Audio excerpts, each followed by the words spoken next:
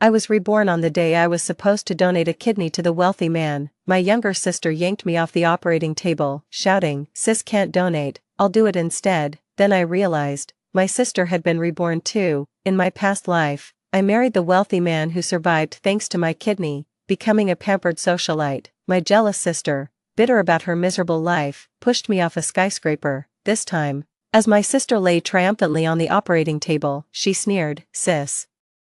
Now it's my turn to marry Zhou Ting and become the young mistress of the wealthy family." I smirked coldly. She never knew my greatest regret last lifetime was marrying Zhou Ting, that psychologically twisted monster. 1. Don't move. Didn't you agree to trade a kidney for $1 million? Too late for regrets now. I woke up lying on an operating table. The private doctor's icy voice came from above me. I suddenly realized I'd been reborn, back to the day my family forced me to donate a kidney. The anesthesia had taken effect, leaving me too weak to resist. The cold scalpel slowly glided across my skin. Just as I lost all hope, my younger sister burst into the room. She dragged me off the operating table and took my place. "If my sister can't donate, I will." I froze. This plot twist wasn't in my last life script. 2. My little sister's dream is to marry into money. In our past lives, she schemed to study abroad with her trust fund boyfriend. Terrified some foreign floozy would steal him away, she conspired with her doting parents to stage an elaborate charade, coercing me into donating a kidney to Zhou Ting in exchange for $1 million yuan. Later, I married Zhou Ting and became a wealthy socialite, but that silver spoon heir never married my sister. He kept her as his mistress instead. At champagne-filled galas, as the lady of the house, I basked in the spotlight like the moon surrounded by stars. My sister was being beaten up by the rich heir's wife. "Who do you think you are? Some kind of socialite? How dare you show your face at this kind of party? Get lost. If I ever see you in a place like this again, I'll beat you every single time." Through the crowd, my sister glared at me with burning envy. After the banquet, my disheveled sister confronted me. Bitter resentment dripped from her voice. "Jiao Shui. I'm prettier and sweeter-tongued than you, clearly more suited to be a wealthy matriarch. Just bad luck." I thought Zhou Ting, that doomed wretch, wouldn't last long, so I passed him over. Her eyes flicked to my flat stomach. "I'm more fertile too, if not 4. As if recalling something unpleasant, she hissed through gritted teeth, "In short, you barren hen aren't fit to be the Zhou family's young mistress." Blinded by resentment, she pushed me off the high-rise building. Instinctively, I grabbed her dress, dragging her down with me in death. 3. My parents rushed into the operating room shortly after. They coaxed, "Jiao Jiao, don't be willful. Donating a kidney would harm your health. Let your sister do it instead." I curled my lips bitterly. These were my parents, though were both their daughters. They couldn't bear to see Jiao Jiao suffer the slightest harm, yet wouldn't spare a thought for my life, to fund her study abroad. My mother even lied about me being ill, pressuring me to sell my kidney for her treatment. Jiao refused to back down. "It's fine, I've done my research. People have 2 kidneys, losing one won't affect your health much. You just can't do heavy labor. Your daughter was born to live comfortably anyway, she won't need to lift a finger." But, Jiao cut them off impatiently. "No buts, Mom and Dad, the Zhous are a powerful family. If they take my kidney, they'll owe me. Whenever our family needs help in the future, all I have to do is ask. They'll have to return the favor." She shot me a glance. "Jiao Shui has no conscience like I do. Mom, don't you remember, when you said you were seriously ill and needed money for chemo?" She still made excuses instead of donating a kidney for that $1 million yuan. "If she ever makes it big someday, you really think she'll remember you?" I sneered. Did they really not understand why I kept making excuses? Since childhood, my parents always favored Jiao while treating me with nothing but scolding and beatings. In my view, since Jiao reaped all the maternal love, if our mother truly needed money from selling a kidney, it shouldn't have fallen on me to donate. Clearly, they thought differently. They brought in journalists to expose me, hung banners at my school, and branded me an ungrateful wretch who cared nothing for my mother's life.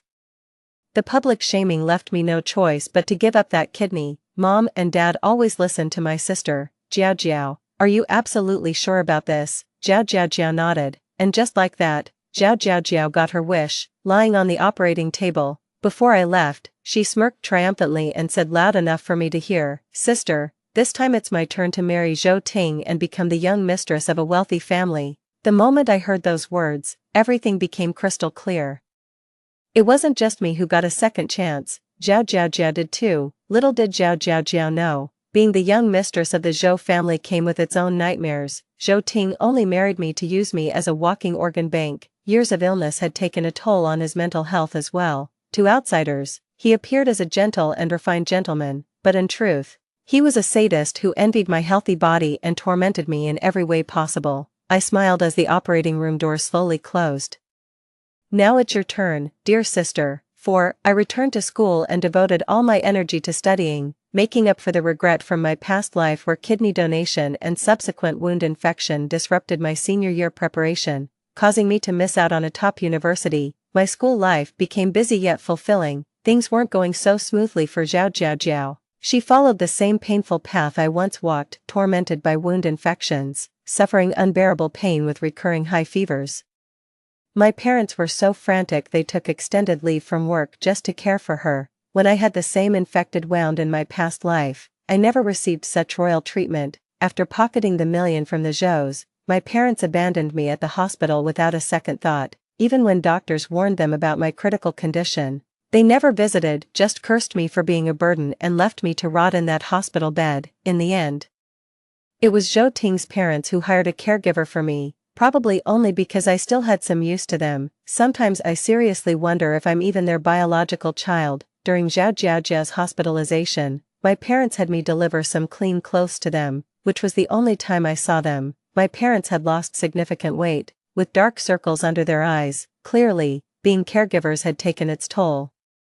Zhao looked utterly drained, a far cry from her usual vibrant self. That's what losing a kidney does. They say it won't affect your health, but you'll feel significantly weaker. In my past life, I'd be panting after just 5 flights of stairs, and even lifting light objects felt exhausting. Now I can run 3 laps around the track without breaking a sweat. Zhao Shui, you must be thrilled to see me suffering, aren't you? Zhao said with relish. Life's bitterness always precedes its sweetness. Let me tell you, during my hospital stay, I confessed to Zhou Ting, and he accepted. My golden days are yet to come. I froze, never expecting them to get entangled so quickly. Zhao added, you must be drowning in regret now. Too late, good riddance. Those 2 troublemakers deserve each other. At least they'll stay out of my hair now. A month before the college entrance exams, Zhao returned to school arm in arm with Zhou Ting. Their intimacy on full display. Zhou Ting even transferred to our class just for her. When Zhao spotted me, she clung tighter to Zhou Ting's arm as if I might snatch him away. Her voice dripped with apprehension and disgust. What awful luck, Zhou Ting asked her. Zhao, what's wrong? Zhao shot me a glance, the corners of her lips curling slightly. Immediately, I had a bad feeling about this. 5. Zhao tattled to Zhou Ting. Zhou Ting, you don't know this. But originally it was supposed to be your sister who donated her kidney to you. She chickened out on the operating table at the last minute. I stepped up without hesitation and gave you my kidney instead. If it weren't for me, you'd still be lying in that hospital bed right now. Zhou Ting had been sickly since childhood, with several near-death experiences where doctors barely managed to pull him back from the brink. His hatred for those who jeopardized his health ran bone deep. He violently kicked over my desk, snarling with malice. These days, any worthless trash thinks they can waltz into our school. When the Zhou family's sole heir flew into a rage, not a single soul dared speak up in my defense. After all, his family donated several academic buildings to the school. Even the principal speaks to him with deference. One bespectacled guy in class was practically stirring the pot, if I recall correctly. Zhao Shui's mother is critically ill and desperately needs that million from her kidney sale. Now that she's run off, her mom's lifeline is gone. What an ungrateful wretch. Shouldn't trash like her be kicked out of our class? The moment he finished speaking, the other students' gazes toward me grew noticeably more contemptuous. The bespectacled guy shot me a glance, his eyes brimming with malice. He might not have been the worst person I encountered in my past life. But Chen Wang was hands down the most repulsive classmate. Being short and scrawny, he'd been bullied multiple times by the class troublemakers. Once when I helped him out, he mistook it for romantic interest and publicly confessed to me. I politely turned him down. From that moment on, he held a grudge against me. Back when I refused to sell my kidney for money, my mother faked an illness and caused a scene at my school. Chen Wang took photos of the incident, posted them on the school forum and other social media platforms. spreading malicious rumors to smear my reputation. The online harassment and constant pointing fingers at school eventually forced me to donate the kidney. Later, when I married Zhou Ting and started what he considered a good life, he still wouldn't let me go. Chen Wang somehow got hold of Zhou Ting's phone number and sent him AI-generated fake photos, accusing me of being unfaithful.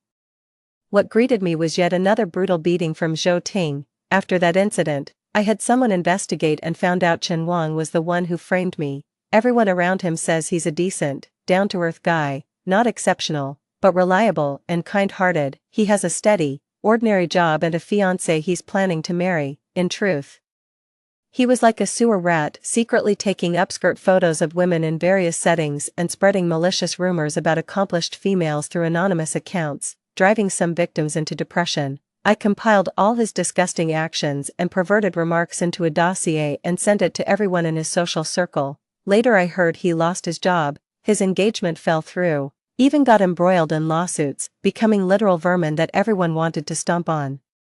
Now there's Chen Wang, still young but equally repulsive. He's been covertly taking upskirt photos of female classmates with his phone, including Zhao Jiajiao. I've been so busy with studies lately that I completely forgot about this matter. Now that he's acting up again, all those disgusting things he did came flooding back to my mind. While Chen Wang was fanning the flames and trying to get Zhou Ting to teach me a lesson, I'd already quietly made my way to his desk and taken his phone.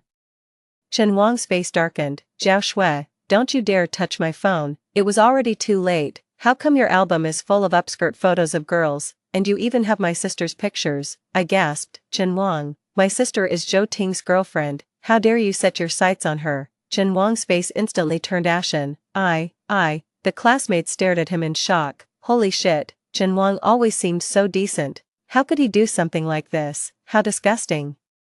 Chen Wang should be the one kicked out of our class. This needs to be exposed. Let everyone see his revolting true colors. Chen Wang broke into a cold sweat and sobbed in terror. Please don't do this. If it gets out, everyone will crucify me. My life will be over. See, even Chen Wang understands how terrifying public opinion can be. He never understood the pain until the rod struck his own back. The bullet he once fired at me eventually found its way back to his own skull, just as I predicted.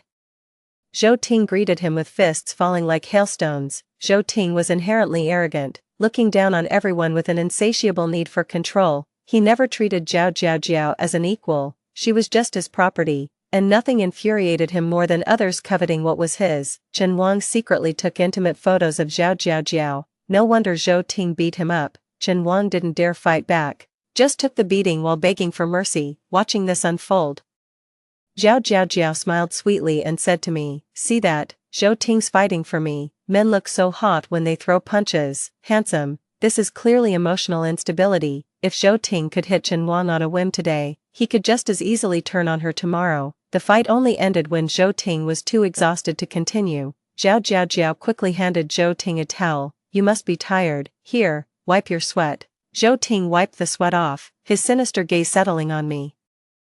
Now, it's your turn. I hadn't expected Zhou Ting to hold such a grudge, still remembering Zhao Jiajiao's recent slander against me. Facing his violent stare, I remained surprisingly calm inside. After all, the tactic of redirecting trouble to others is something I've used before, and can use again. I shot a glance at the smug Zhao Jiajiao and calmly stated, let me clarify something. My mother is perfectly healthy. She's not ill at all.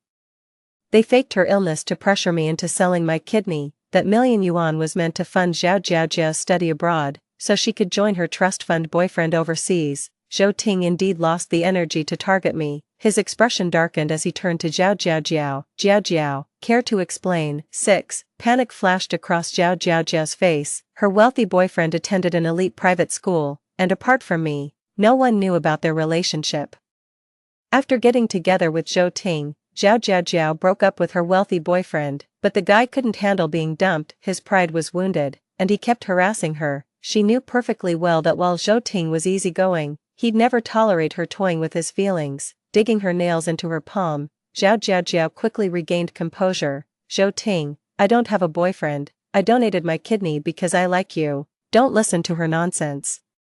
She paused before continuing. As for my mother, she wasn't actually sick. The hospital misdiagnosed her. Really? Zhao Jiajiao nodded eagerly. Zhou Ting gently stroked her cheek. his voice icy. You're not lying to me, Zhao Jiao Jiao declared firmly. I would never lie to you. My sister just can't stand seeing us together, so she made up these lies to drive a wedge between us, fearing I might say something else to her disadvantage. She hastily interjected, but Zhou Ting, please spare her, after all, she's my sister. You're just too kind-hearted for your own good, Zhao Jiao said with a laugh. Isn't that exactly what you love about me, my kindness? Zhou Ting gave her a meaningful look, the corner of his mouth quirking up. You're absolutely right, he said. Let's consider this matter closed. After tidying up the desk, I went to the restroom, and Zhao Jiao followed me. She gloated. See, Zhou Ting dotes on me now and does whatever I say.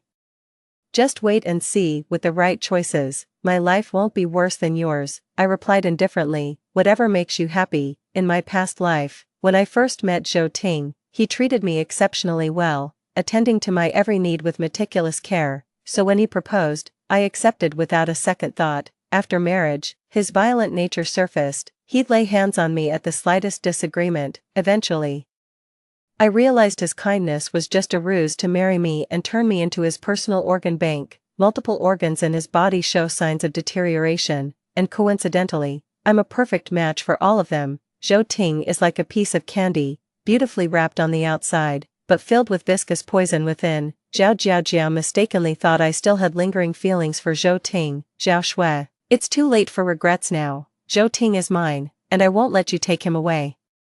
Don't worry, all I care about now is focusing on my studies. As long as you don't provoke me, I won't say anything inappropriate in front of him. Zhao Jiao sneered. You'd better keep your word. After that confrontation, Zhao Jiao didn't dare to bother me again, but the way she looked at me was full of wariness, terrified I might steal her precious Zhou Ting. I found it amusing. No one but Zhao Jiao would treat trash like Zhou Ting as treasure. Zhou Ting didn't give me any trouble either. He'd just recovered and doctors had ordered him to rest. After that fight with Chen Wang, he started coughing up blood and was readmitted to the hospital. The Zhou family took their anger out on Chen Wang, exposing his dirty secrets and pressuring the school until he was forced to drop out. All in all, my school life remained relatively peaceful, but 2 days before the college entrance exams, everything changed. 7. Just 2 days before the college entrance exams, our school gave us seniors time off to study at home. After Zhao Jiao hooked up with Zhou Ting, she never cracked open a book again. She said Zhou Ting had promised to take her abroad for studies. Why bother hitting the books when she could just focus on him, who needs some mythical book-smart beauty? Marrying Zhou Ting meant she'd have it all, so after coming home for the holidays, instead of studying, she spent all her time dating Zhou Ting, who had just been discharged from the hospital. One day, she came home with a slap mark on her face. My parents were heartbroken when they saw it and immediately asked what happened. Zhao Jiao pointed the finger at me. It's all Zhao Shui's fault. She told Zhou Ting about my ex-boyfriend. When Zhou Ting dug up details about my past with that guy, he got angry and taught me a lesson. My father raised his hand to hit me, but my mother stopped him. Don't you dare lay a finger on Zhao Shui. She bit back her words and shot my father a meaningful look, as if remembering something. My father immediately lowered his hand, though I'd dodged a bullet. My heart sank like a stone. This is completely out of character. Knowing my mother, she'd never stop my father from hitting me. She'd actually pour fuel on the fire. She'd often say, I should have drowned you in the toilet right after you were born. Spare us all the misery of raising a cursed burden like you. But this time, they just shot me a vicious glare before turning their attention to Zhao Jiao, whose cheeks were flushed pink. Jiao, does it hurt? Let mom and dad take you to the hospital. I'm fine now, they pleaded. Jiao, break up with Zhou Ting. He's not right for you. No. Despite being beaten by Zhou Ting, Zhao Jiao defended him. Mom, Dad, Zhou Ting's usually so good to me. He's never laid a hand on me before, but he did hit you. Zhou Ting only hits me because he cares. Besides, he knows his limits. It didn't even hurt that much. Zhao Jiao flashed a blissful smile, looking every bit the love-struck fool who believed affection could numb all pain. My father sighed. Never mind, your happiness is what matters most. Jiao, you must be hungry. Let me cook you something nice. My mom stood up too. I'll get you some ointment. Just apply it for half a day and the swelling will go down. Our precious Jiao will be her pretty little self again in no time. My parents were bending over backwards to cheer her up. With no attention left for me, I retreated to my room, narrowly avoiding trouble. Yet feeling uneasy inside, the half-reviewed textbook lay on my desk, but I couldn't focus on a single word. The image of my mother stopping my father from hitting me keeps replaying in my mind, along with her pleading, "Honey, you can't hit Zhao Shui." Why shouldn't they hit me? They've never liked me anyway, always being rough with me without holding back. This time would be no different. Could it be because I'm about to take the college entrance exams, and they don't want to affect my performance? Impossible. If they truly wanted me to get into university, they wouldn't have made me donate a kidney to Zhou Ting during the most critical year of high school. Feeling restless, my gaze drifted to the window where a girl was selling gardenias. Big brother, why not buy a string for your girlfriend? They smell wonderful, wilted and pathetic. I wouldn't take them even if they were free. Some strange impulse made me think of myself. Are my parents not hitting me because they're planning to sell me off? A bruised face would lower my market value to decent families. The more I think about it, the more it makes sense. If they'd force me to sell a kidney for the Zhou family's million without caring about my health, selling me outright would be child's play to them. As for the motive, 9 times out of 10 it was about Zhao Jiao. Zhao Jiao was terrified I'd change my mind and seduce Zhou Ting. If I got married, I'd no longer be a threat to her. The thought made me too anxious to stay home a moment longer. Grabbing my ID, exam admission ticket, and the little savings I'd scraped together over the years, I headed for the door. Outside the room, my dad was cooking while my mom and Zhao Jiao watched TV. The picture-perfect family scene making me feel like an outsider. Maybe it's for the best. No one would pay me any attention anyway. Just as I reached the door, my mom suddenly called out, "Zhao Shui, where do you think you're going?" Holding up the trash bag, I replied without batting an eye, taking out the garbage. She walked over and took the trash bag from my hands. "Your college entrance exams are in 2 days. Go focus on your studies. I'll take care of this trash after dinner when I take out the kitchen waste." With that, my mother quietly locked the door behind her. Her refusal to let me out only confirmed my suspicions. Not wanting to arouse suspicion, I dropped the matter, obediently put down the trash bag, and retreated to my room. When the night grew still and everyone had fallen asleep, I quietly opened my tightly shut bedroom door. The living room was pitch black, save for the faint moonlight streaming through the window. I let out a soft sigh and tiptoed to the entrance, my hand just reaching the doorknob. A blinding light suddenly flashed from behind me. Zhao Jiao's spoiled voice rang out from nearby. "Zhao Shui, where are you going in the middle of the night?" 8. Just my luck. Of all times, Zhao Jiao had to go to the bathroom right when I was trying to sneak out. I kept my tone calm. "Can't sleep, just going for a walk." "Oh, really?" Zhao Jiao walked over without batting an eye.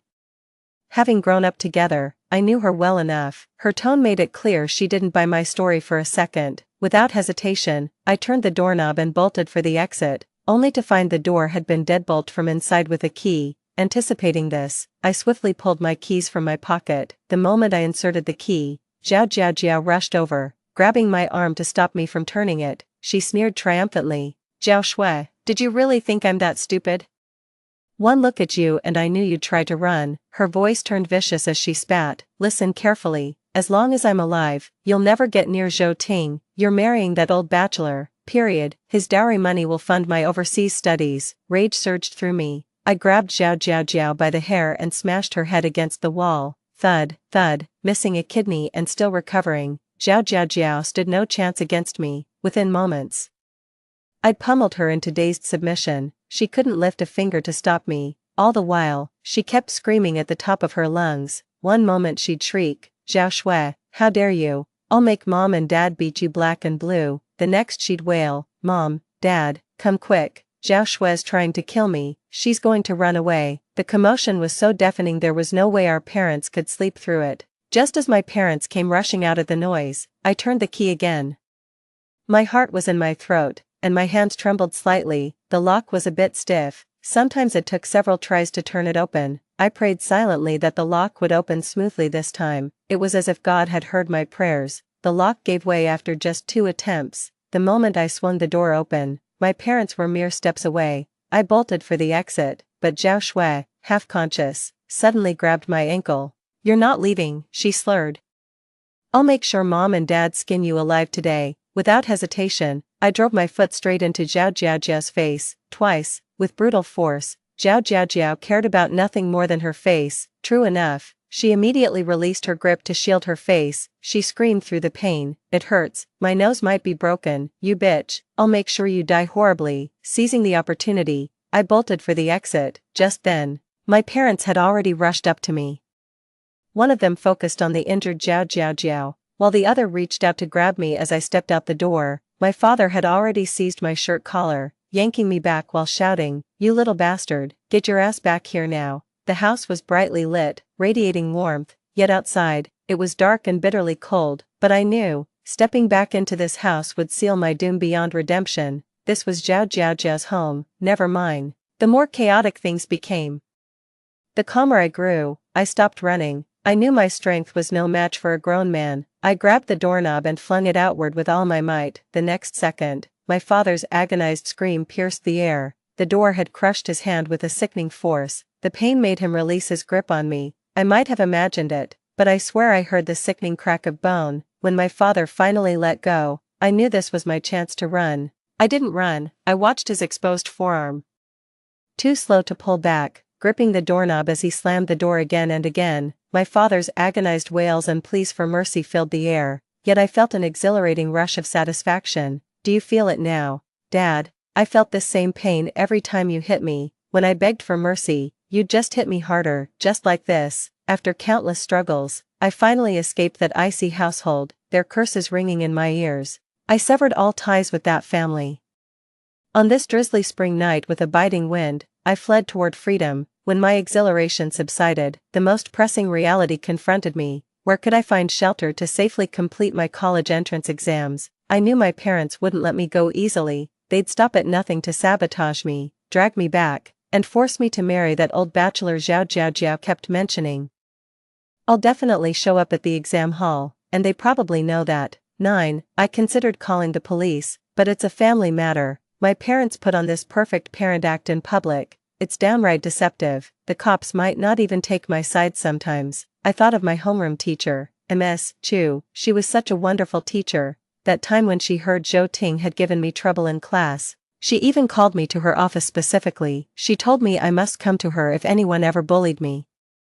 She would never tolerate Zhou Ting's bullying behavior on campus just because he came from a privileged family. I also heard she sponsored a girl from an impoverished mountain village, saving her from child marriage. She always encouraged girls to study hard and take control of their own destinies. With these thoughts in mind, I went to find Teacher Chu. Just as I expected, when Teacher Chu heard about my situation, she didn't hesitate for a second before deciding to take me in. "Don't worry, I'll make sure you're safe." With Teacher Chu's reassurance, the weight slowly lifted from my anxious heart. Noticing my rain-soaked hair, Teacher Chu handed me clean clothes and a towel. "These are from my college days. They should fit you. Go shower now before you catch a cold. Don't forget you've got college entrance exams the day after tomorrow." My nose tingled with emotion. "Thank you, Professor Chu." Professor Chu gently patted my hair and said tenderly, "If you really want to thank me, ace your exams and make something of yourself. Prove all those doubters wrong." "Alright."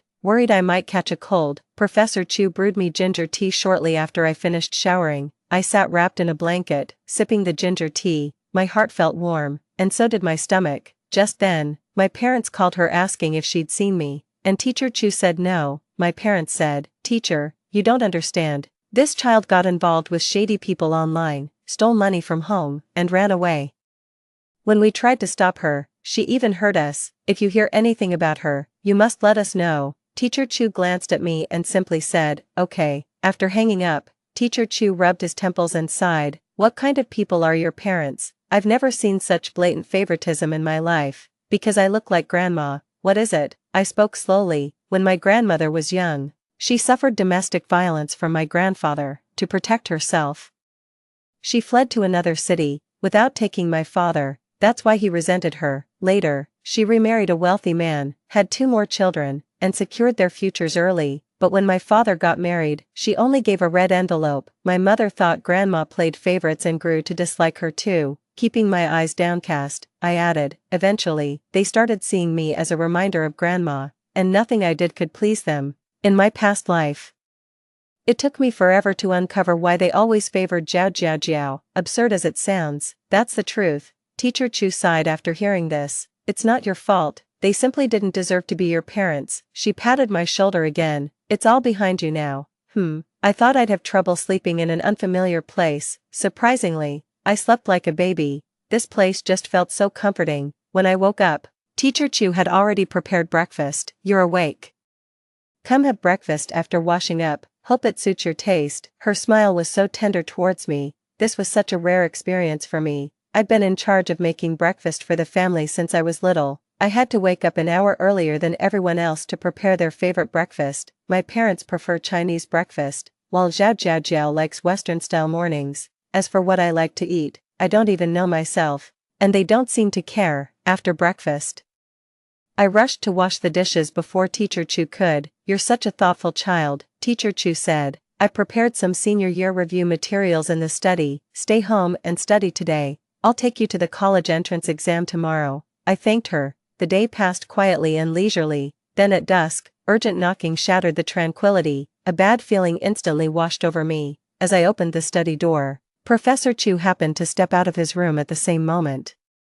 We approached the door and saw through the video doorbell my father with his arm in a sling, and Zhao Jiao Jiao with bandages covering her forehead and nose. To our surprise, Zhou Ting stood beside her, flanked by several burly men who looked ready for trouble. Come to think of it, Zhou Ting's arrival makes perfect sense. He sees Zhao Jiao Jiao as his personal property. He'd never allow anyone but himself to lay a finger on her. Beside them stood a middle-aged man in his 40s or 50s. With dark skin, thinning hair, and yellowed teeth visible whenever he spoke, his eyes gleamed with an unfriendly, ruthless sharpness. I figured this must be the old bachelor Zhao Jiao Jiao had mentioned. Just thinking about it makes me sick to my stomach. I'm so relieved I caught on to their plan to sell me last night and managed to escape. Otherwise, I'd be facing a living hell with no way out. As for my mother, she was standing there with hands on hips, screaming her head off. Zhao Shui, I know you're in there. Get your ass out here right now. Did you really think hiding at your homeroom teacher's place would keep us from finding you? The Zhou family has connections everywhere. Tracking you down is just one phone call away. You heard our Jiao Jiao, and neither we nor Zhou Ting will let this slide. She kept screaming. Teacher Chu, I actually thought you were decent. Turns out you're just another piece of trash. You almost fooled me. Open this damn door now. You have no idea what you're bringing upon yourself by crossing the Zhou family. I knew Teacher Chu wouldn't hand me over, but I was afraid I'd end up dragging her into this mess. As if sensing my thoughts, Teacher Chu took my hand. It's alright, I'm an adult, I can handle this. Her hand was small yet warm and firm. My anxious heart gradually settled. When my parents saw Teacher Chu wasn't answering, they huddled with Zhou Ting briefly before sending some burly men to break down the teacher's door. When persuasion failed, they resorted to force. No door could withstand that kind of battering. It was only a matter of time before they forced their way in. 10. Anticipating this, Teacher Chu decided to call for backup. She didn't call the police. After all, this was a family matter. She feared the police might let my parents take me away under their relentless pressure. Instead, she called her friends for backup. Soon enough, a tall woman with burgundy curls arrived, accompanied by a dozen burly men armed with steel pipes. The woman rapped the metal pipe against the wall with a sharp clang, instantly drawing everyone's attention. So you're the ones giving Chu trouble. The curly-haired woman shot my parents a glance.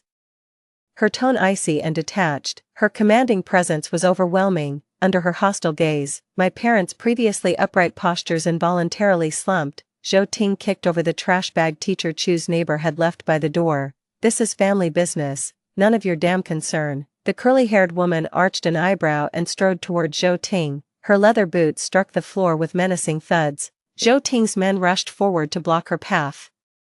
The curly-haired woman didn't even bat an eye. With a snap of her fingers, her subordinates subdued them all without touching a single strand of her hair. My parents and Zhao Jiao Jiao watched the scene unfold, their earlier arrogance completely gone. They trembled like frightened quails, not daring to make a sound, terrified they'd be next. The curly-haired woman grabbed Zhou Ting by the collar and lifted him effortlessly. Like plucking a chick from its nest, Zhou Ting certainly put up a fight. But frail and just out of the hospital, he was no match for the curly-haired woman. The collar choked Zhou Ting until his face turned crimson. You little brat, you scared my friend. The curly-haired woman gave Zhou Ting's cheek a firm pat. I don't care about family drama. When it comes to my friends, their business is my business. Whoever they protect, I protect. Her warning gaze swept across my parents before settling on Zhou Ting. In our line of work, there's only one rule, an eye for an eye.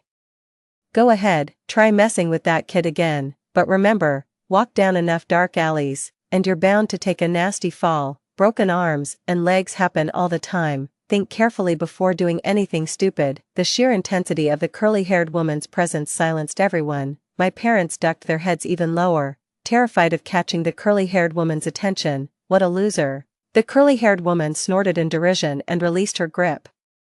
Zhou Ting collapsed onto the floor and remained there for a long moment, unable to get up. Zhao Jiaojiao reached out to steady him, but Zhou Ting shoved her away violently. Get lost. It was all because of her that Zhou Ting had been reduced to such a pitiful state, and he'd grown to despise her for it. Instead of getting angry, Zhao Jiaojiao murmured a quiet apology, her usual arrogance nowhere to be seen.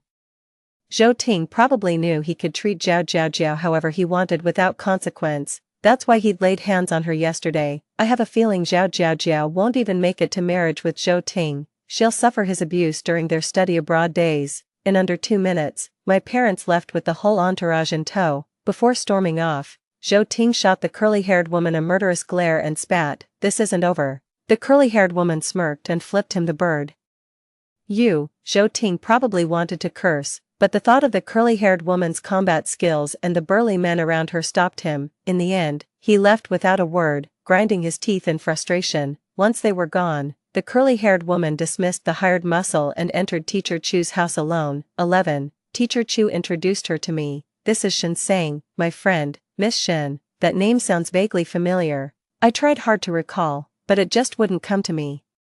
Miss Shen's cold demeanor melted away when she saw me. With a warm smile, she said, "Hey kiddo, was I too harsh earlier? Don't be scared, I'm just in the logistics business. Those guys are my employees, not gangsters," I said with genuine admiration. "You weren't harsh at all, you're actually really cool. I want to be someone like you when I grow up." Shen Sang's smile deepened. "Such a sweet talker. I didn't save you for nothing." She asked Teacher Chu, "Hey Chu, what's going on with these people outside?" Teacher Chu briefly explained the whole situation to Shen Sang. Shen Sang regretted, "Had I known, I wouldn't have let them off so easily today. I should have given them a good beating." At the most inopportune moment, Shen's stomach let out an embarrassing growl. Teacher Chu shot her a disapproving look. "Skipped breakfast again. How many times must I tell you? Breakfast is non-negotiable, your stomach will suffer. Work's been crazy lately.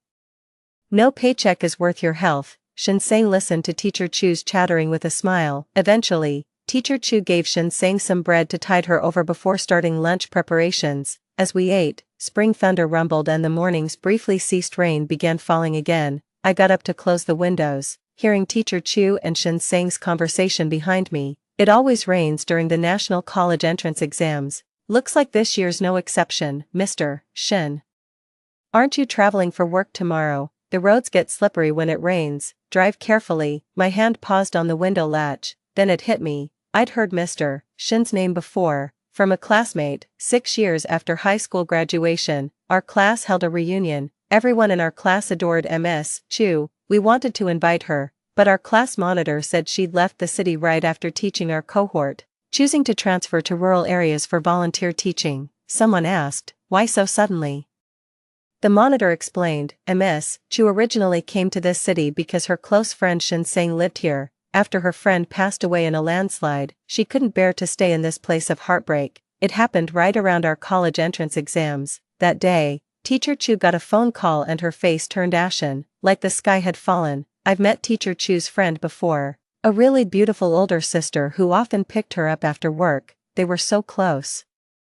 No wonder Teacher Chu was devastated. I turned back to look at Teacher Chu and Shen Sang chatting and laughing together, my expression complicated. They're so perfectly matched. I hope they'll stay this happy together forever. Just like this. I've made up my mind. No matter what it takes, I'll change Shen Sang's fate. During dinner, I pleaded, "Sis Shen, could you take me to my exam tomorrow? I'm afraid my parents might give me trouble." "They wouldn't dare."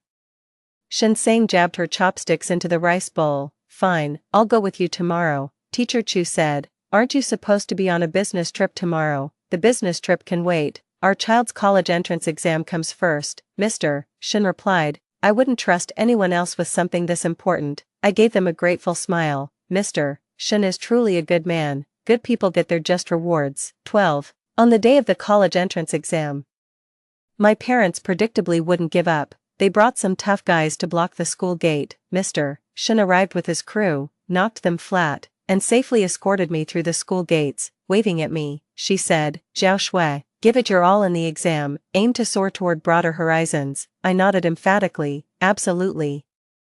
On the second day of the college entrance exams, my parents didn't send anyone to harass me. When Shinseng dropped me off at the school gate again, I understood why. My parents' faces were bruised and swollen. Clearly Shen had taught them a lesson, so they didn't dare bother me anymore. With ample time to prepare this time, those exam papers didn't seem difficult to me. I have a feeling I'll score well on this test. The first thing I did when returning to Teacher Chu's place was turn on the TV. Shortly after, local news reported a mudslide on the highway, fortunately with no casualties. Reading this news report brought a smile to my face. Shen sat down beside me. "You must have done well on the exams to be smiling like that while reading the news." I glanced at Teacher Chu watering flowers in the distance, then turned to Shen beside me. "Yes, really well, 13, even after the college entrance exams." Teacher Chu still worried about me. "Your parents have gone too far this time. Why don't you stay with me before college? I've got a spare room anyway." "I appreciate your kindness, Professor Chu." I made up my mind. When I make something of myself someday, I'll repay Professor Chu and Sister Shen properly. The college entrance exam results are out. I ranked third in the city, a really impressive achievement. Both my school and local businesses awarded me some scholarships. All things considered, it added up to tens of thousands.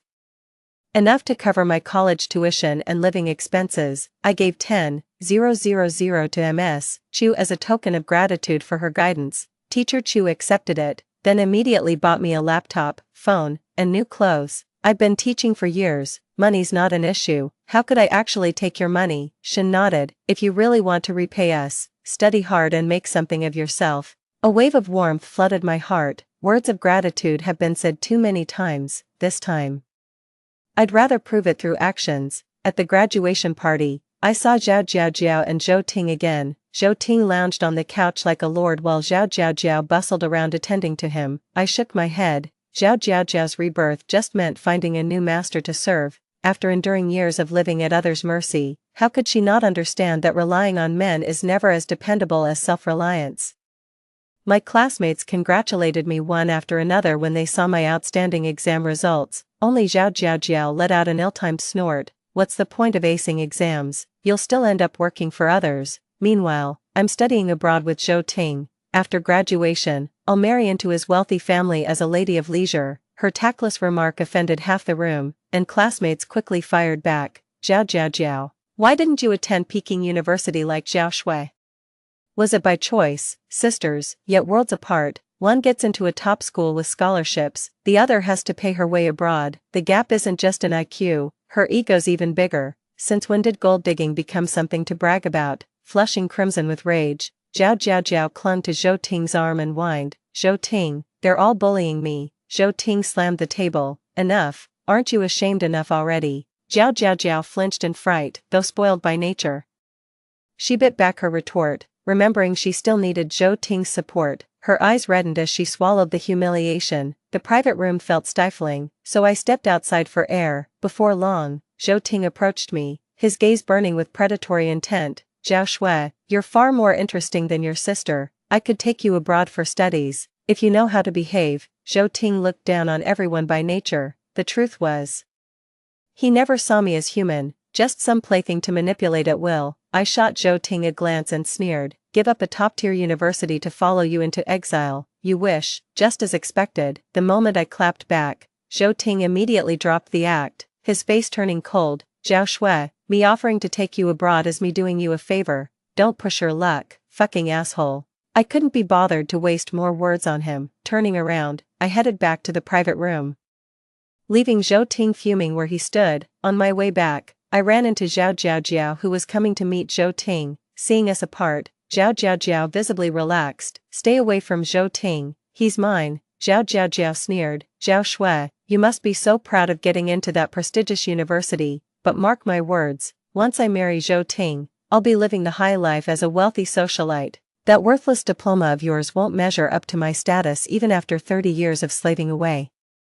With a triumphant smirk, she strutted toward Zhou Ting as if she'd already won. banking on marriage to change your fate is downright foolish. What's worse, the man Zhao Jiao set her sights on was nothing but trouble. Deep down, she knew exactly what kind of scoundrel Zhou Ting was. She'd just been blinded by his wealth. Watching her fawn over Zhou Ting with sickening sweetness, I averted my gaze. It's your choice to make. All I can do is respect and wish you well. 14. During summer break, I took on a tutoring job that kept my days fulfilling. One time when I came home, I saw Sister Shin, usually so cheerful, looking troubled while speaking with Teacher Chu, but when I approached, they immediately acted normal, urging me to wash up and join them for dinner. I asked, Sis Shin, are you having some trouble? Shin replied, just a minor thing. Teacher Chu put a chicken drumstick on my plate, saying, alright, let's eat. Shin can handle it, no need to worry. Since they didn't want me to know, I didn't press further, but I can't shake the feeling that Sister Shin's current troubles are somewhat connected to me. After asking around for days, I finally learned what's been troubling Shin. Zhou Ting held a grudge over Shin reprimanding her that day, and urged her parents to teach Shin a lesson. Zhou Ting's parents, who doted on their child excessively, immediately retaliated against Shin. Mr. Shin's business has taken a heavy blow.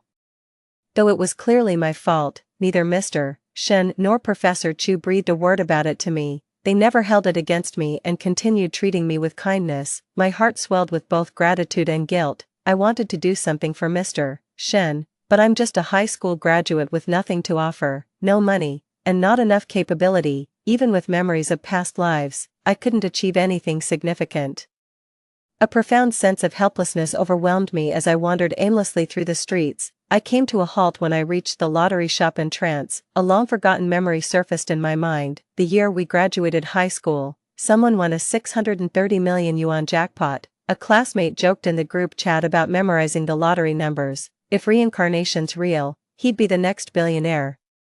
I can't explain why, but I jotted it down anyway. Having forgotten which draw the winner played, I resorted to the dumbest approach, buying tickets for every single draw. And so I kept buying lottery tickets for a whole month. Forget about hitting the jackpot, I didn't even win a measly $10 prize. Did I remember the wrong number? After all these years, it's only natural I'd mix up the numbers. But this isn't the outcome I wanted. Mr. Shin's company is struggling more each day, and I feel utterly frustrated being unable to help. Shin, on the other hand, took it all in stride, chatting and laughing with Teacher Chu. It's fine, I've still got you, haven't I? Teacher Chu chimed in, if Boss Shin ever goes bankrupt, I'll take care of you. Their relaxed and carefree attitude eased my guilt a little. Heaven still favors me. I hit the jackpot just 2 days before school started. After so much anticipation and repeated disappointments, surprisingly, I felt completely calm when I learned I'd won. Mostly relief. Mr. Shin's company would be saved now.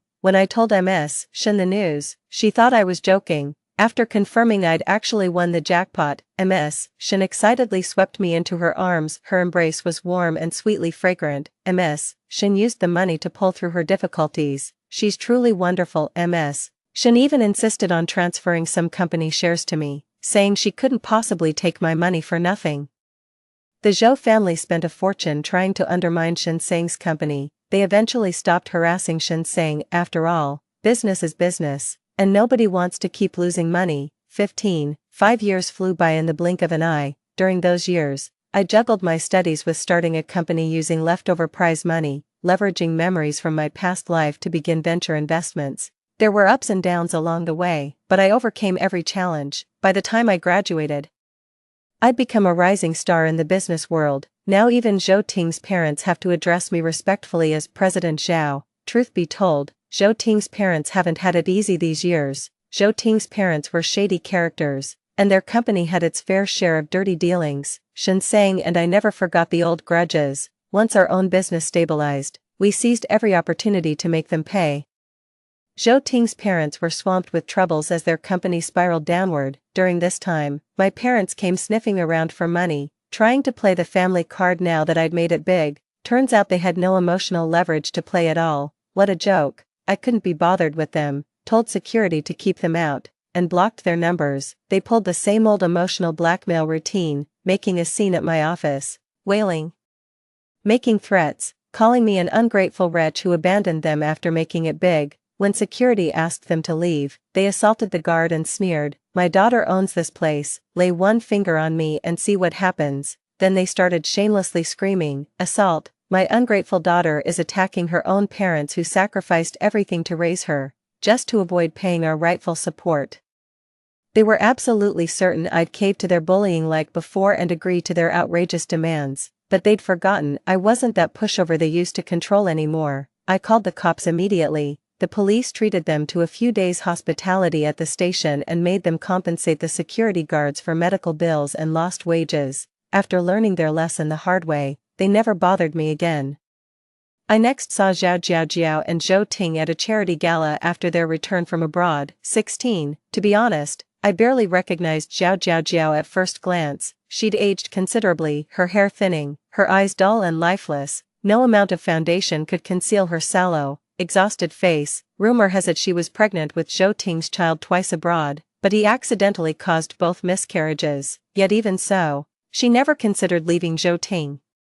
When Zhou Ting's alcoholism destroyed his liver overseas, Zhao Jiaojiao still donated part of hers to him. The moment she returned home, she rushed to get married with him. Now, Zhao Jiaojiao walked slightly hunched, following Zhou Ting's every step like a marionette on his strings. Having finally entered the glamorous social circle she'd long dreamed of, a faint smile played on Zhao Jiaojiao's lips, but it was a hollow smile, tinged with disappointment. Nothing turned out as she had imagined. Being the young mistress of the Zhou family brought her no respect. Now that the Zhous had fallen from grace, this daughter Vine clinging to Zhou Ting found herself utterly neglected. Zhou Ting walked in holding a drink, immediately striking up a conversation with another woman without so much as glancing her way. Zhao Jiaojiao swallowed her anger in silence, pretending not to notice as she nursed her drink in miserable solitude. It wasn't until she saw me standing radiant under the spotlight, surrounded by well-wishers, that her lifeless eyes flickered with something new, hatred. When I finally found a quiet corner to sit, she approached me and hissed through clenched teeth, "Zhao Shui, you must be thrilled to see me in such misery." I replied with a beaming smile, "You figured me out. How clever of you. In my past life, Zhao Jiaojiao was the death of me. In this lifetime, she nearly destroyed me again. How could I not despise her?" Zhao Jiaojiao clenched her fists in rage. "Zhao Shui, you vicious witch, you knew Zhou Ting was abusive and had ulterior motives approaching me, yet you stood by and watched me walk into this living hell." Her eyes burned not just with hatred, but murderous intent. 2 lifetimes, and she hasn't changed a bit. Her life was in shambles, yet she blamed neither her own poor choices nor the man who'd brought her to this point. The only one she hated was me, the one living better than her, the only safe target for her rage. I gave her a long, hard look. "Even if I warned you, would you listen? You'd just think I'm jealous of your good fortune, trying to steal your golden opportunity." In this lifetime, I'd barely interacted with Zhou Ting, yet she still managed to sell me off in marriage. If I tried to reason with her, who knows what outrageous things she might do next. Zhao Jiaojiao wouldn't hear it. "If you truly meant well, why wouldn't I listen? If you have any conscience left, tell me how you won Zhou Ting over in our past life. I remember he treated you well eventually. What you achieved, I can achieve too." She's beyond redemption. Even at rock bottom, she still pins her hopes on men to change her fate. "Do you really want to know?" Zhao Jiaojiao nodded, her face darkening. "Zhao Shui, are you refusing? I could tell you, but only if you get our parents to sign an agreement, one that severs all ties between them and me for good." "No problem." Zhao Jiaojiao agreed without hesitation. Within 2 days, Zhao Jiaojiao had my parents sign that very agreement. Before signing the agreement, my parents looked at me with disappointment. "Shui, how could you be so heartless? Raising you wasn't easy. How can you just cut ties with us like this?" I gave them a sardonic smile. Surviving this family wasn't exactly a walk in the park either. "Besides, I'm not forcing you to sign anything." Jiaojiao cried out, "Mom, Dad, you're not changing your minds, are you? My entire future happiness is in your hands." My parents avoided my gaze. "We'll sign, of course we'll sign, your happiness comes first." Without hesitation, they signed their names on the spot. The corners of my lips curled up. I knew this would happen. After receiving the agreement, I told Zhao Jiaojiao everything she wanted to know. 17. In my past life, Zhou Ting showed his true colors shortly after we married. He was volatile and abusive, beating me regularly for no reason. At first, I kept wondering if I'd done something wrong to deserve such treatment. Eventually I realized Zhou Ting was just a twisted psychopath. Once, we went on an overseas trip together. When we reached the Zhou family's villa there, I imprisoned him. This wasn't a spur-of-the-moment decision. Before the imprisonment, I studied numerous books on psychological manipulation to prepare thoroughly. I kept Zhou Ting captive for 4 months, conditioning him throughout that period. 4 months later, he became as docile as a lamb and never dared lay a finger on me again. Upon hearing this, Zhao couldn't wait to put it into practice. 3 months later, the police came knocking, asking if I'd seen Zhao. Turned out Zhao had accidentally killed Zhou Ting after imprisoning him at home, given her impatience for quick results, lack of theoretical knowledge, and Zhou Ting's naturally weak constitution. This outcome doesn't surprise me at all. Later, when Zhou Ting's parents hadn't heard from him for a while, they decided to visit him in person, fearing her scheme would be exposed. Zhao went all the way and murdered them too. She then set the place on fire, trying to stage it as an accidental blaze, but Zhao never expected that Zhou Ting's parents weren't completely dead. They managed to call the police with their dying breath. Seeing the police arrive, Zhao slipped away unnoticed and remains at large to this day.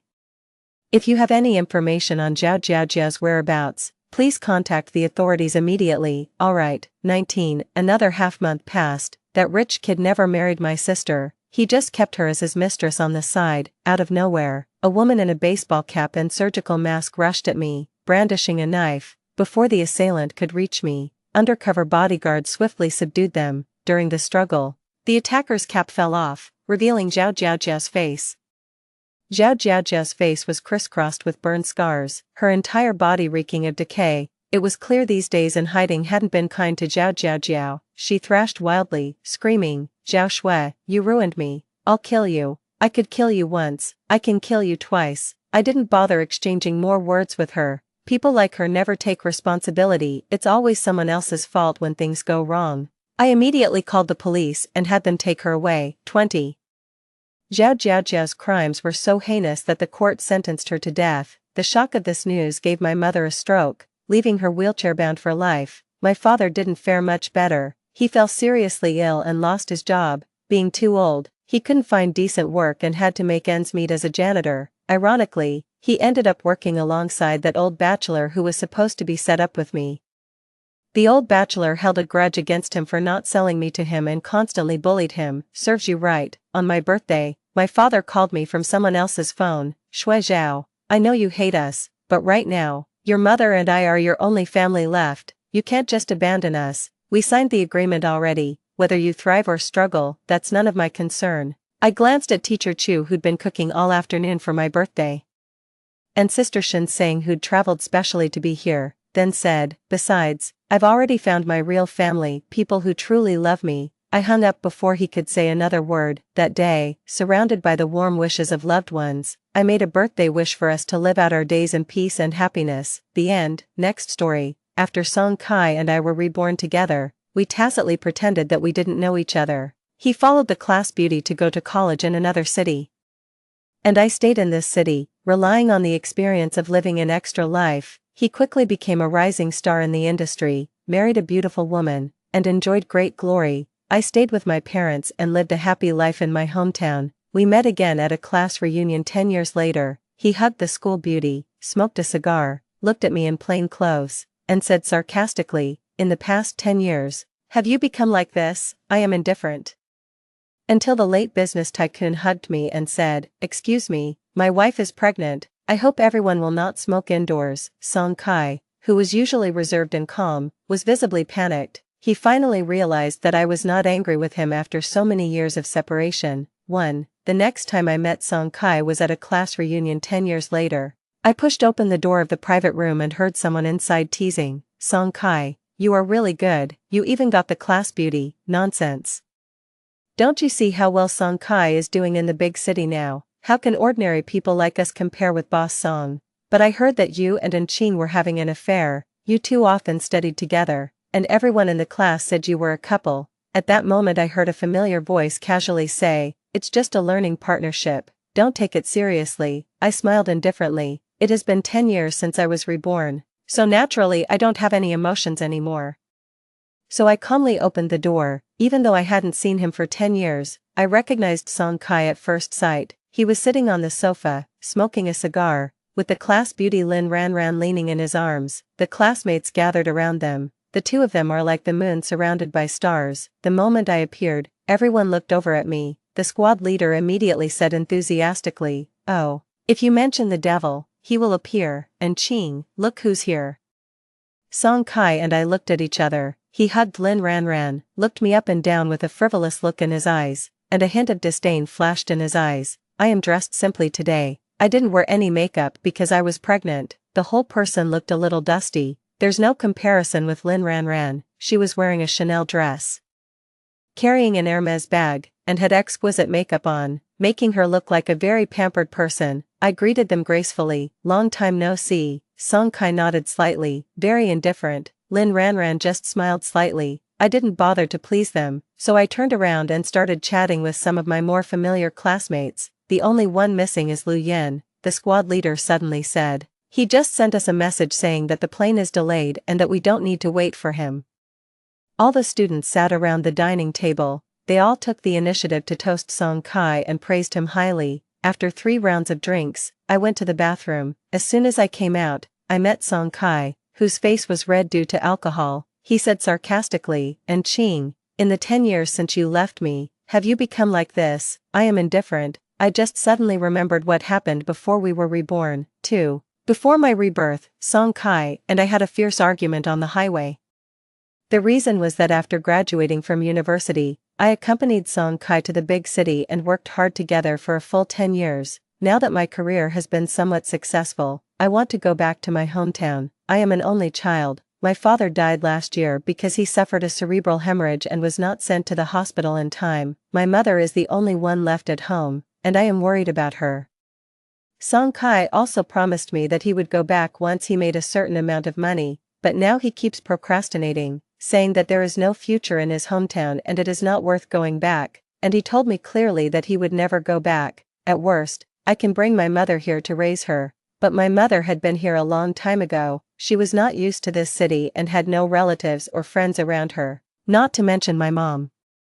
I haven't felt a sense of belonging in this city for so many years. I finally couldn't help but get angry at him. "If you don't go back, I will go back by myself." "Do you really have to push me like this?" Song Kai questioned me. "What's wrong with staying in this city? Do you want to be a country bumpkin for the rest of your life? When our child is born, will we lose at the starting line?" I am now 5 months pregnant. Also because I'm pregnant, I want to go back even more. I know how hard it is to leave a city once a child is born. Besides, my hometown is not bad. Although it is not an international first-tier city, it is also a quasi-first-tier city, and is not as bad as Song Kai said. "According to you, people who stay in small cities are useless. Only useless people would be willing to live in a small city, muddle-headed all their lives, without any ambitions." Song Kai's face was full of contempt. "I despise people like this the most, in your mind. This is who I am, right?" I sneered. "I don't want you to become such a person," Song Kai said righteously. Then he suddenly said, "If I had known earlier, I shouldn't have chosen to stay in my hometown with you to go to college. It delayed me for 4 years. I should have come here earlier with Lin Ranran to work hard, before graduating from high school." Lin Ranran confessed to him, but he rejected her. "He and I have been study partners for 3 years. And we have already developed feelings for each other. But ever since he accompanied me to apply for university in my hometown, I don't know how many times these 14 years have been repeated. At first I thought he was just joking. Maybe he was telling me in disguise how good he was to me, how much he loved me, and how much he had sacrificed for me. Later I found out that he really felt very regretful. So after we had a car accident and were unexpectedly reborn together on the day of filling out college entrance examination applications, he had no choice but to follow Lin Ranran to go to college in another province. I stayed in this city. We both knew that the other had been reborn, but we both tacitly agreed not to interfere with each other. 3. I thought Song Kai and I would never have any contact with each other in this life, looking at his appearance at this moment. It was obvious that he was waiting for me on purpose. Seeing that I didn't say anything, he sarcastically said, "Now you finally understand what great development you can achieve by staying in your hometown. Look at yourself, and then look at these old classmates, who is living a good life. But it's too late for you to regret. I've already planned to marry Lin Ranran." He took out a huge ring. The diamond is huge, about 5 carats. "The reason I could tell it at a glance is that it looks a little smaller than the one I have at home," he said. "If you hadn't done it, this ring would have belonged to you." when Song Kai and I got married in my previous life, he wasn't as rich as he is now, so the ring he bought was very ordinary. The show-off at this moment is also undisguised. Then congratulations, I said indifferently, walk right past him. I felt Song Kai's gaze behind me, and he seemed unhappy. I don't even know what he's upset about. He chose his own path, and the life he lives is what he dreamed of in his previous life. Could it be that he really needs to see me regretting things in order to be happy? I sat back in my dining chair when the phone rang, looking at the incoming call. I answered it. Have you gotten off the plane? Yes, I'll be right there. If you're tired, then don't come over, I'll go back by myself later. How can you let your wife go to a class reunion by herself and then go back by herself? She'll be there in 20 minutes. I smiled and said nothing more. Putting down the phone, suddenly someone came over, and Lin Ranran took the initiative to bring over a glass of wine. Long time no see. I'll toast you a glass and thank you, Lin Ranran said with a smile. I heard from Akai that if you hadn't been his study partner, he wouldn't have been able to get into a 211 university. I can't say thank you, we just helped each other. No matter what, you have contributed to Kai's current success. I'll toast to you on his behalf. As he said this, he was about to pour beer into my glass. I don't drink, I refused. Just drink a little. She poured me a glass of wine despite my objections, and I pushed her away with my hand. Ah, Lin Ranran suddenly screamed. The beer spilled all over her clothes and bag. She quickly took a napkin and kept wiping it, saying, "My clothes and bag can't get wet." The other students also knew that the set she was wearing was very valuable, and they all looked at her nervously. Lin Ranran wiped it for a long time, then said to me, "And even if you are jealous of me, you can't do this to me. You damaged my clothes and bag. Can you afford to pay for it?" I haven't spoken yet. Song Kai walked over and angrily said, "And you're going too far." "I didn't mean to do that," I explained. "I really didn't mean it. And it seemed that I didn't push the bottle of wine just now. I just stopped Lin Ranran from pouring the wine, but for some reason, the wine poured out of the beer bottle in her hand and spilled all over her. I just said that Ranran and I are getting married, and you got so upset." Song Kai ridiculed me in public. The students next to him couldn't help but talk about it. Really, I think Ching is a very calm person. She wouldn't be jealous of others, right? Don't judge a person by his appearance. The more some people act as if they don't care, the more they care deep down. I heard that Ching and Song Kai were together before, but they broke up after Song Kai went to college in another city. Now that Ching sees that Song Kai is doing so well, she must be regretting not leaving with Song Kai, right? I am really speechless, but he still patiently explained again, "I really didn't mean it just now, and I said I don't drink, but Lin Ranran insisted on pouring me some wine, so the accident happened. I sincerely thank you for accompanying Song Kai to practice the questions, and I hope you can let go of your obsession," Lin Ranran said sincerely. "I know you have always been thinking about Song Kai." I was completely stunned. He looked at Lin Ranran in confusion. "How did you know that I'm obsessed with Song Kai? Did I say something that made you misunderstand, or was there something wrong with my expression or eyes today?" "And stop pretending," Lin Ranran said firmly. "Song Kai is doing so well now, it's impossible for you not to feel sorry for him." "I don't feel sorry." I spoke each word clearly. "I chose my own path. I am very satisfied with my current life." Song Kai sneered and didn't believe it at all. "I don't want to explain either. There is nothing to explain. They are just unrelated people. Today's meeting was just an accident. If I had known Song Kai would come, I might have avoided him. It's not that there is something that I can't let go of. But there is no need to meet people from the previous life again. People from the previous life should stay in the past. I'll compensate you for the clothes and bags." I didn't want to waste any more time talking to them, so I said, "Send me the price and your bank account number, and I'll transfer the money to you." "Compensation?" Song Kai asked directly. "Do you know how much Ranran's clothes and bag cost?" "The clothes cost 150,000. The bag cost 300,000, not including the accessories. The cheapest price is 450,000. What are you going to use to compensate?" I took a deep breath. I told myself not to be angry about Song Kai's contempt for others. The doctor said pregnant women should maintain a good mood. I'm not such a petty person. Just apologize to Ranran and let it go. Song Kai said magnanimously. "You can't just apologize," Lin Ranran quickly added. "You have to promise in front of all your classmates that you won't have any improper thoughts about Song Kai in the future."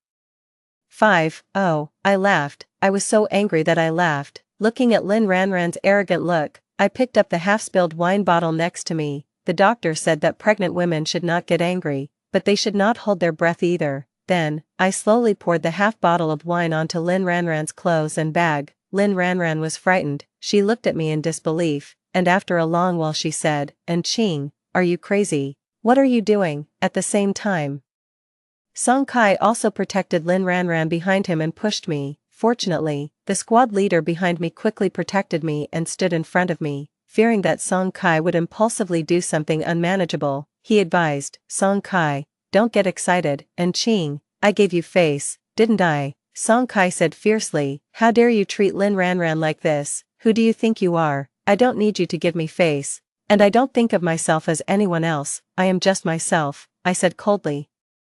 He added, "Since I agreed to pay the compensation, the clothes and bag she was wearing are mine. How I ruined them is my business. Is it your business? Can you afford the compensation?" Song Kai asked me harshly. "Give me the bank account number," I said word by word. "Are you going to lose everything just because of a fight? And Ching, you should have curbed your stubborn temper a long time ago, otherwise we wouldn't be like this today. Give me your bank account number," I repeated, my voice a little louder. "Don't regret it," Song Kai threatened. "Akai, stop talking nonsense to her," Lin Ranran yelled at him. She was about to explode with anger. "Since she doesn't appreciate it, then give her the account number and see if she can afford to pay so much money." Song Kai did not hesitate any longer and said a string of numbers. I entered my bank account number and transferred the money directly. But the system reminded me that the password was wrong. I remember this as the password. After thinking for a while, he entered another password, still prompts an error. I pursed my lips. Is it true that pregnancy makes people stupid for 3 years? Suddenly I can't remember it. Song Kai and Lin Ranran were waiting on the side, and my classmates were looking at me, watching such a great show. "See, I haven't turned out yet." Lin Ranran laughed first. "And Ching, weren't you quite arrogant just now? Where's the money? Why didn't I see any extra money in Akai's account?" At this moment, Song Kai was also holding his mobile phone in his hand, but there was no notification of the money arriving. "I forgot my password," I explained. "I'm afraid if I make another mistake, my account will be locked." "What a good excuse." Lin Ranran was extremely sarcastic. Song Kai smiled contemptuously. The classmates around me were also whispering. I thought Ching really had to pay compensation. I felt so bad for her. Who is so stupid? 450,000 is half a house. Originally, Song Kai and Lin Ranran didn't care, but Ching insisted on doing it herself. "You've been slapped in the face now, haven't you? You're embarrassed now, aren't you?" Lin Ranran asked me coldly. "So, are you going to write an IOU? How long will it take to pay it back? 1 year, 2 years, or a lifetime?" 10 minutes, I said bluntly. In 10 minutes, Lu Yan finally arrived. "Don't pretend, and Ching, you can't afford to pay me back." Lin Ranran didn't want to waste time with me. "You could have just apologized verbally, but now you have to kneel down and beg me." Everybody is laughing at me. Fortunately, the next moment, the door was suddenly pushed open, accompanied by a familiar voice. "Sorry, I'm late." 6. Lu Yan walked in. Everyone looked over there. He apologized. "The plane was delayed, I'm late." Having said that, he walked straight to my side. He looked at the scene in front of him and noticed something strange. "What's wrong?" "It's just a small misunderstanding." The class monitor quickly tried to smooth things over, and said to Lin Ranran and Song Kai, "We are all classmates. There is no need to make things so awkward. Can you give me some face?" Squad leader, "It's not that we don't give you face, it's Ching who doesn't know what's good for her," Lin Ranran said arrogantly. I didn't bother with her at first, but she insisted on pouring wine on me. No matter how much I don't care, she still has to give me an explanation. "Right, really." Lu Yan turned his head and looked at me, with a smile on his face. "You poured wine on someone, Lu Yan. I heard that you had a crush on Ching when you were in school. I don't want to discredit her in front of you, but she is really too much. Just because she was jealous of me and Song Kai being together, she deliberately picked a fight with me and even soiled my clothes and bag. You come from a well-off family, so you should recognize the brand on me, right? Are you jealous of Lin Ranran?" Lu Yan asked me with a frown. "What do you think?" I asked him back. "There's nothing to be jealous of," Lu Yan said to himself. Lin Ranran was a little unhappy. "Lu Yan, is it possible that after so many years, you still like Ching. Yes, it has never changed, Lu Yan admitted generously. The other students were very surprised. They don't know that Lu Yan and I are married. In fact, Lu Yan has been pursuing me for many years, but I have never agreed. I don't want to go through a marriage like the one with Song Kai again. Neither of us made any principled mistakes, but it was just suffocating. Later, I gradually discovered that Lu Yan and Song Kai were actually different. There is no need for me to live in the past, always look forward. Plus, my parents started urging me to fall in love and get married, so she agreed to date Lu Kai, and they got their marriage certificate this year. Because I found out I was pregnant shortly after getting the marriage certificate, we postponed the wedding and didn't have time to inform anyone. It's because of her that I came to the class reunion today, Lu Yan said frankly, and then turned around and asked me, so what's the situation now? I forgot my bank card password. Can you transfer 450,000 yuan to Song Kai's bank card as compensation to Lin Ranran? I replied, give me the card number. Lu Yan took out his cell phone. Lin Ranran was stunned. Song Kai's expression also became visibly ugly. Lu Yan, this is between us and Ching. You'd better not interfere. Ching, you're going too far.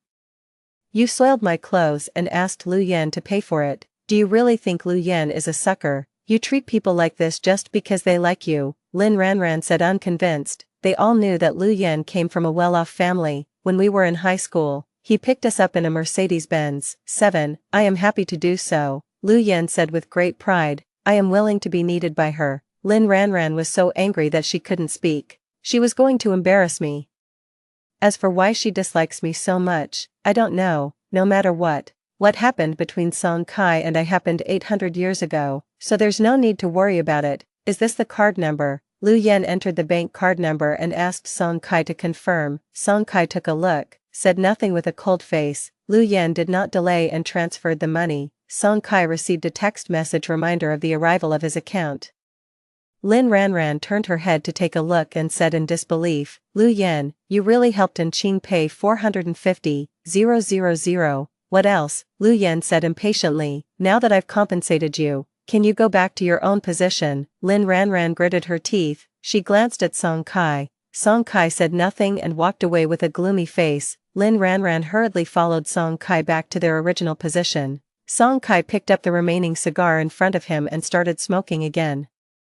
The squad leader was inviting everyone to eat and drink. Lu Yan sat next to me, watching Song Kai smoking, frowning. Sorry Song Kai, my wife is pregnant, please don't smoke indoors. Song Kai was stunned for a moment. I didn't react to Lu Yan's words for a moment. Lin Ranran was also very surprised and asked quickly, your wife? Who is your wife? Isn't it obvious? Lu Yan chuckled. He took me in his arms and introduced me openly.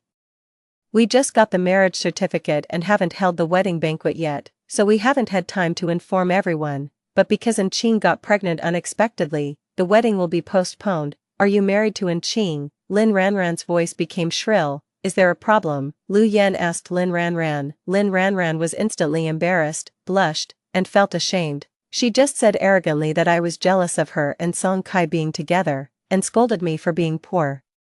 But as everyone knows, Lu Yan was a top student in school during his student days. In addition to his good family background, his academic performance was also among the best in the school. After graduating from university, he started his own business. His current business achievements are no worse than Song Kai, and are even slightly better. It's just that the two people developed in different cities. There is no intersection.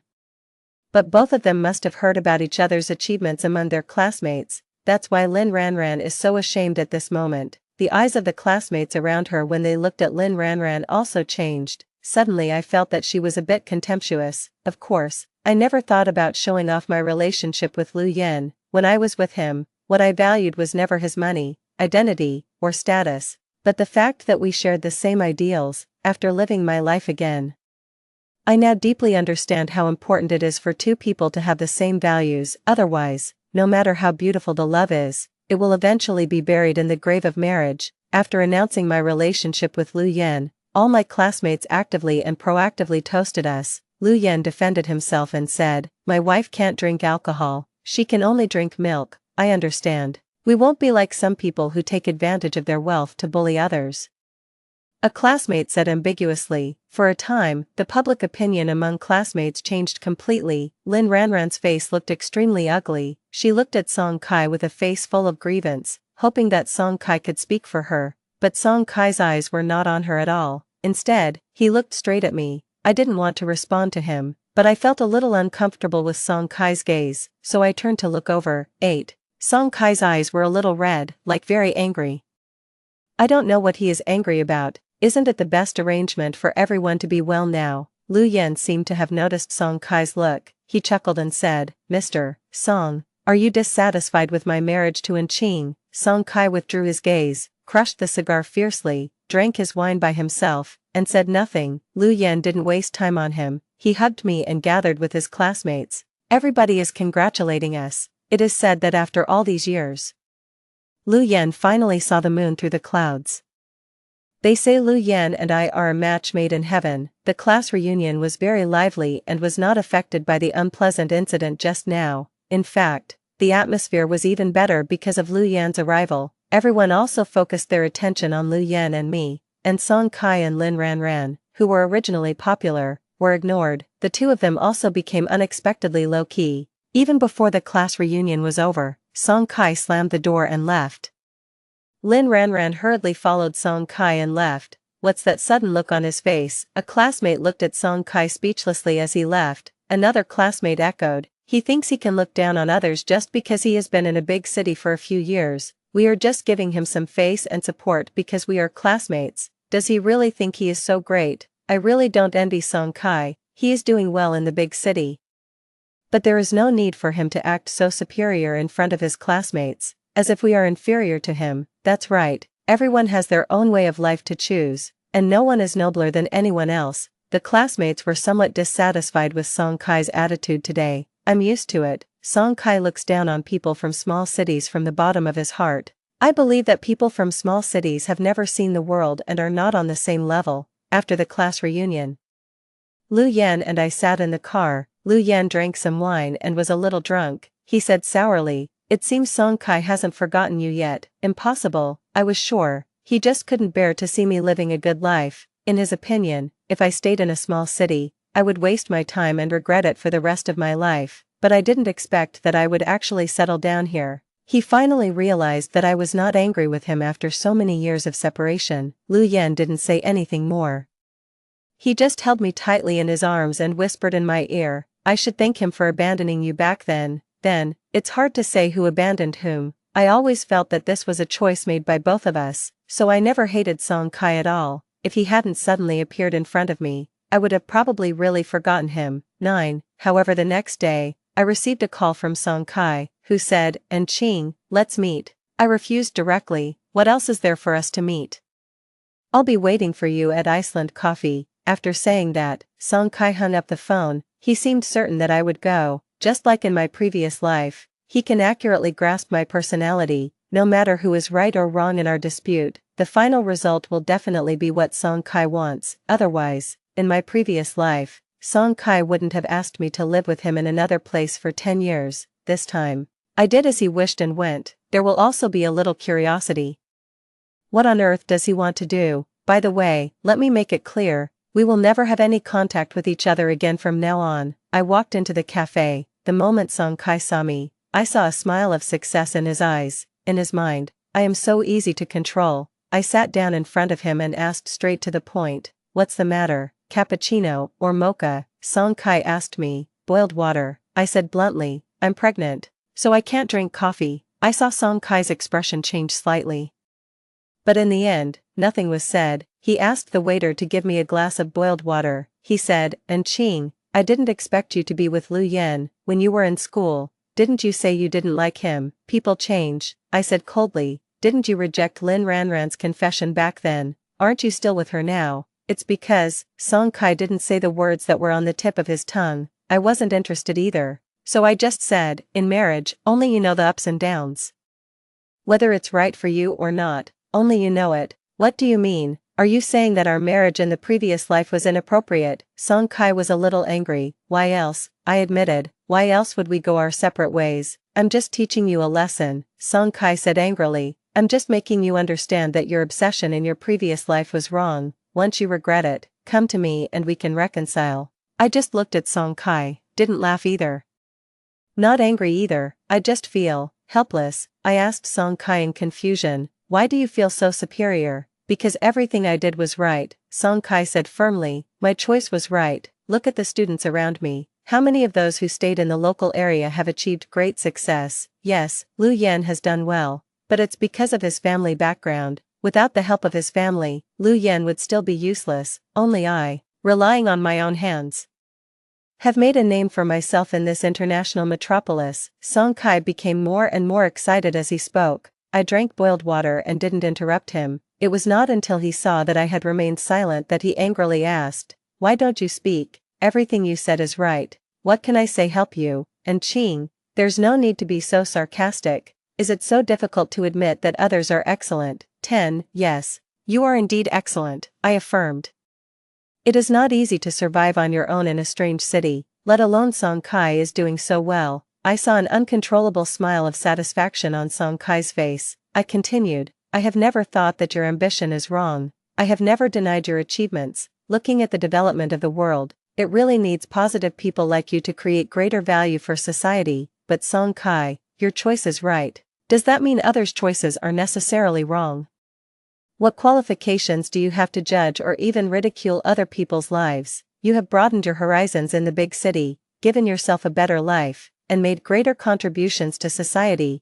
This is your responsibility to society, but where is your responsibility towards your family? Have you ever thought about your parents? Don't they want you to stay with them? Yes, the money you give them is enough for their retirement, but when people reach a certain age, they really feel that some things are more important than money. I didn't finish my sentence. Song Kai couldn't listen anymore. He said, and Qing, I don't want to listen to your lectures. Yes, there's no way he would listen to my ideas. In his mind, no one can change what he has determined. That's why I realize so deeply how important it is for two people to have the same values. I won't say any more. The two were silent for a while. Song Kai suddenly said, and Qing, I won't beat around the bush. I came to you today to ask you if you are willing to go back with me. I was stunned for a moment, thinking I had heard it wrong. Song Kai looked at me and sighed, yes, just consider it as me giving in to you. Come back with me now, and we will pretend that the past 10 years have never happened. The only condition is that you abort the baby in your belly. I was silent for a long time before I digested what Song Kai said. I thought Song Kai asked me to meet him today just to show off how well he was doing and how much I'd lost by leaving him. I came to see him today to tell him that I am living a good life now and have never regretted it for a second. I never thought that he would ask for peace. The two people have long been people from two different worlds. Are you two happy? Song Kai saw that I didn't say anything and asked me with raised eyebrows, Song Kai, are you crazy? I finally couldn't help it and raised my voice a little louder. Song Kai looked extremely ugly. I'm married now, pregnant, and have a very stable and happy family. And you already have a fiancé and have established yourself in the big city, and now you ask me to be with you. I was really speechless. Is it that I can't admit your excellence, or that you can't stand seeing me do well? Song Kai was embarrassed by what I said. He retorted, and Qing, I know you have been angry with me for the past 10 years. Isn't it because I didn't fulfill your wish to go back to your hometown? Okay, I promise you, when I go back and take care of the work, I will accompany you back to your hometown and stay with your parents. I looked at Song Kai in silence. Song Kai thought I was thinking, and said generously, I know it's difficult for you to make a decision right now. I'm leaving the day after tomorrow. Just give me your reply before the day after tomorrow. No need to wait until the day after tomorrow. I will answer you now. 11. Song Kai looked at me, somewhat surprised. He said, have you thought about it? No need to think about it, Song Kai. I have my own life now. What happened between us is long gone. The moment we were reborn, we made the choice. I don't need you to wrong yourself. Give up your big city, and give up your pursuit of life. And Qing, you'd better think it over carefully. I won't lower myself to seek peace with you like I did today next time. If your purpose today is just for the whole, then there is no need for us to waste any more time. I stood up directly. Goodbye. Never see you again. And Qing, Song Kai grabbed me. There was a flash of panic in his eyes. I'd done this much. What else are you dissatisfied with? Song Kai asked me harshly, what have you done? Just one sentence from you has brought us back together after 10 years of separation. Why, Song Kai? So what do you want from me? Song Kai gritted his teeth and said, I'll try my best to satisfy you. I don't need anything. I just want you to stay away from me. And Ching, enough of your temper. Just think of it as me being naughty. I couldn't explain it to him clearly, and I didn't care what he was thinking. I will continue to be naughty in the future, so Mr. Song, don't waste your time on me. And Ching, what do you want? Song Kai was a little upset. Do you want me to kneel down and beg you, admit that I still like you, admit that you are the only one I want in my life? I looked at Song Kai. What he said today overturned my perception of him. Seeing me suddenly fall silent, Song Kai softened his tone a lot. Let's just treat these 10 years as a dream, and let's start over. I chose to leave because I was angry with you.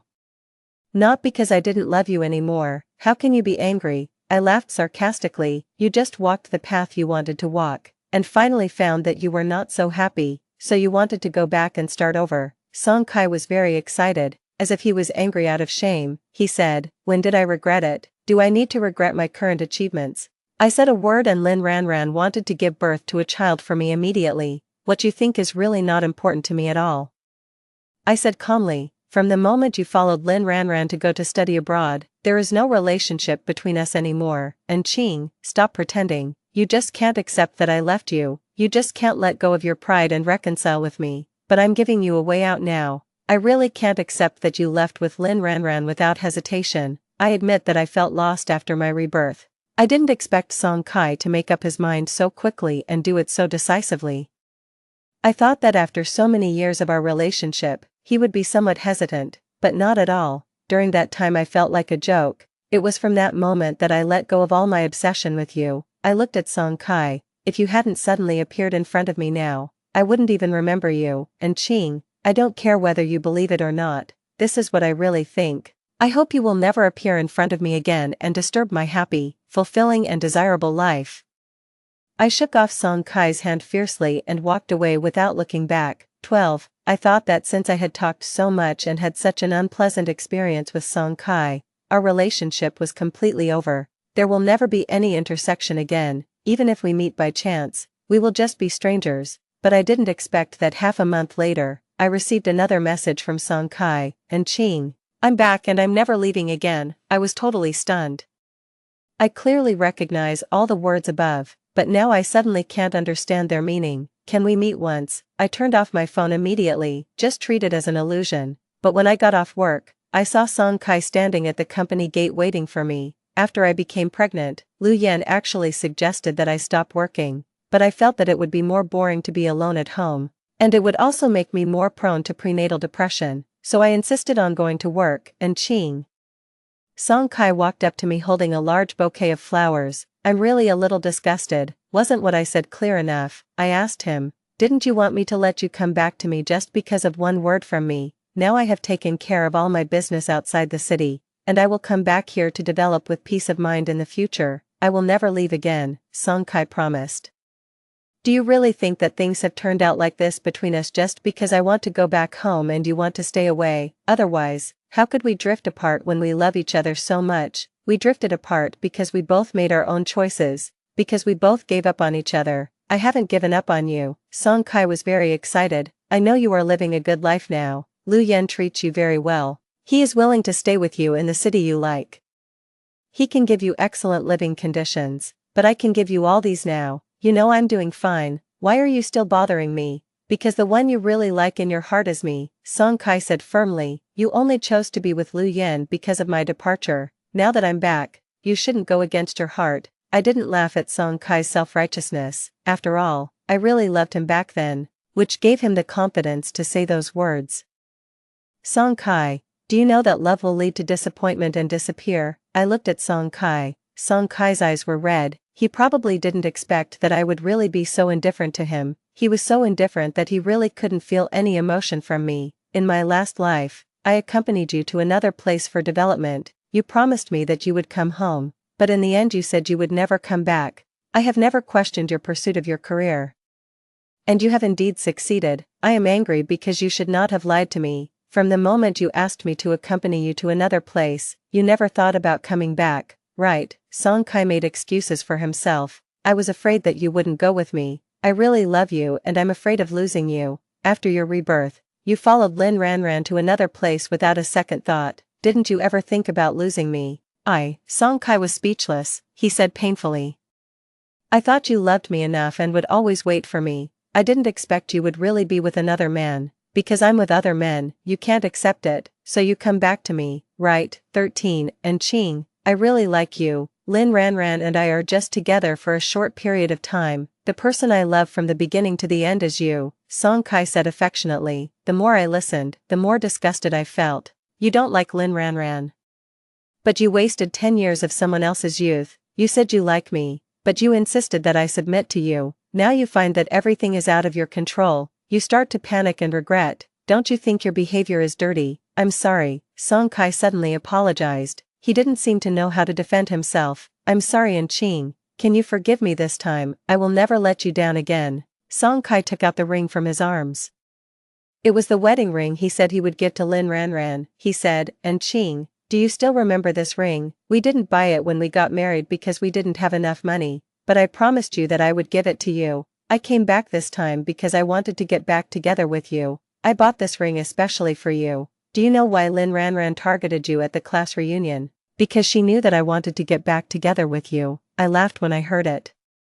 It turned out that at the class reunion, he wanted to get back together with me, but the way he got back together was not to be nice to me proactively, but to intimidate me. Let me go back and beg him with a smug face. I didn't want to say more, but looking at the ring, I couldn't help but say, I remember in my last life, you didn't give me any money even though you had it. I was too busy in my previous life. No. It's only after you lose something that you realize you should cherish it.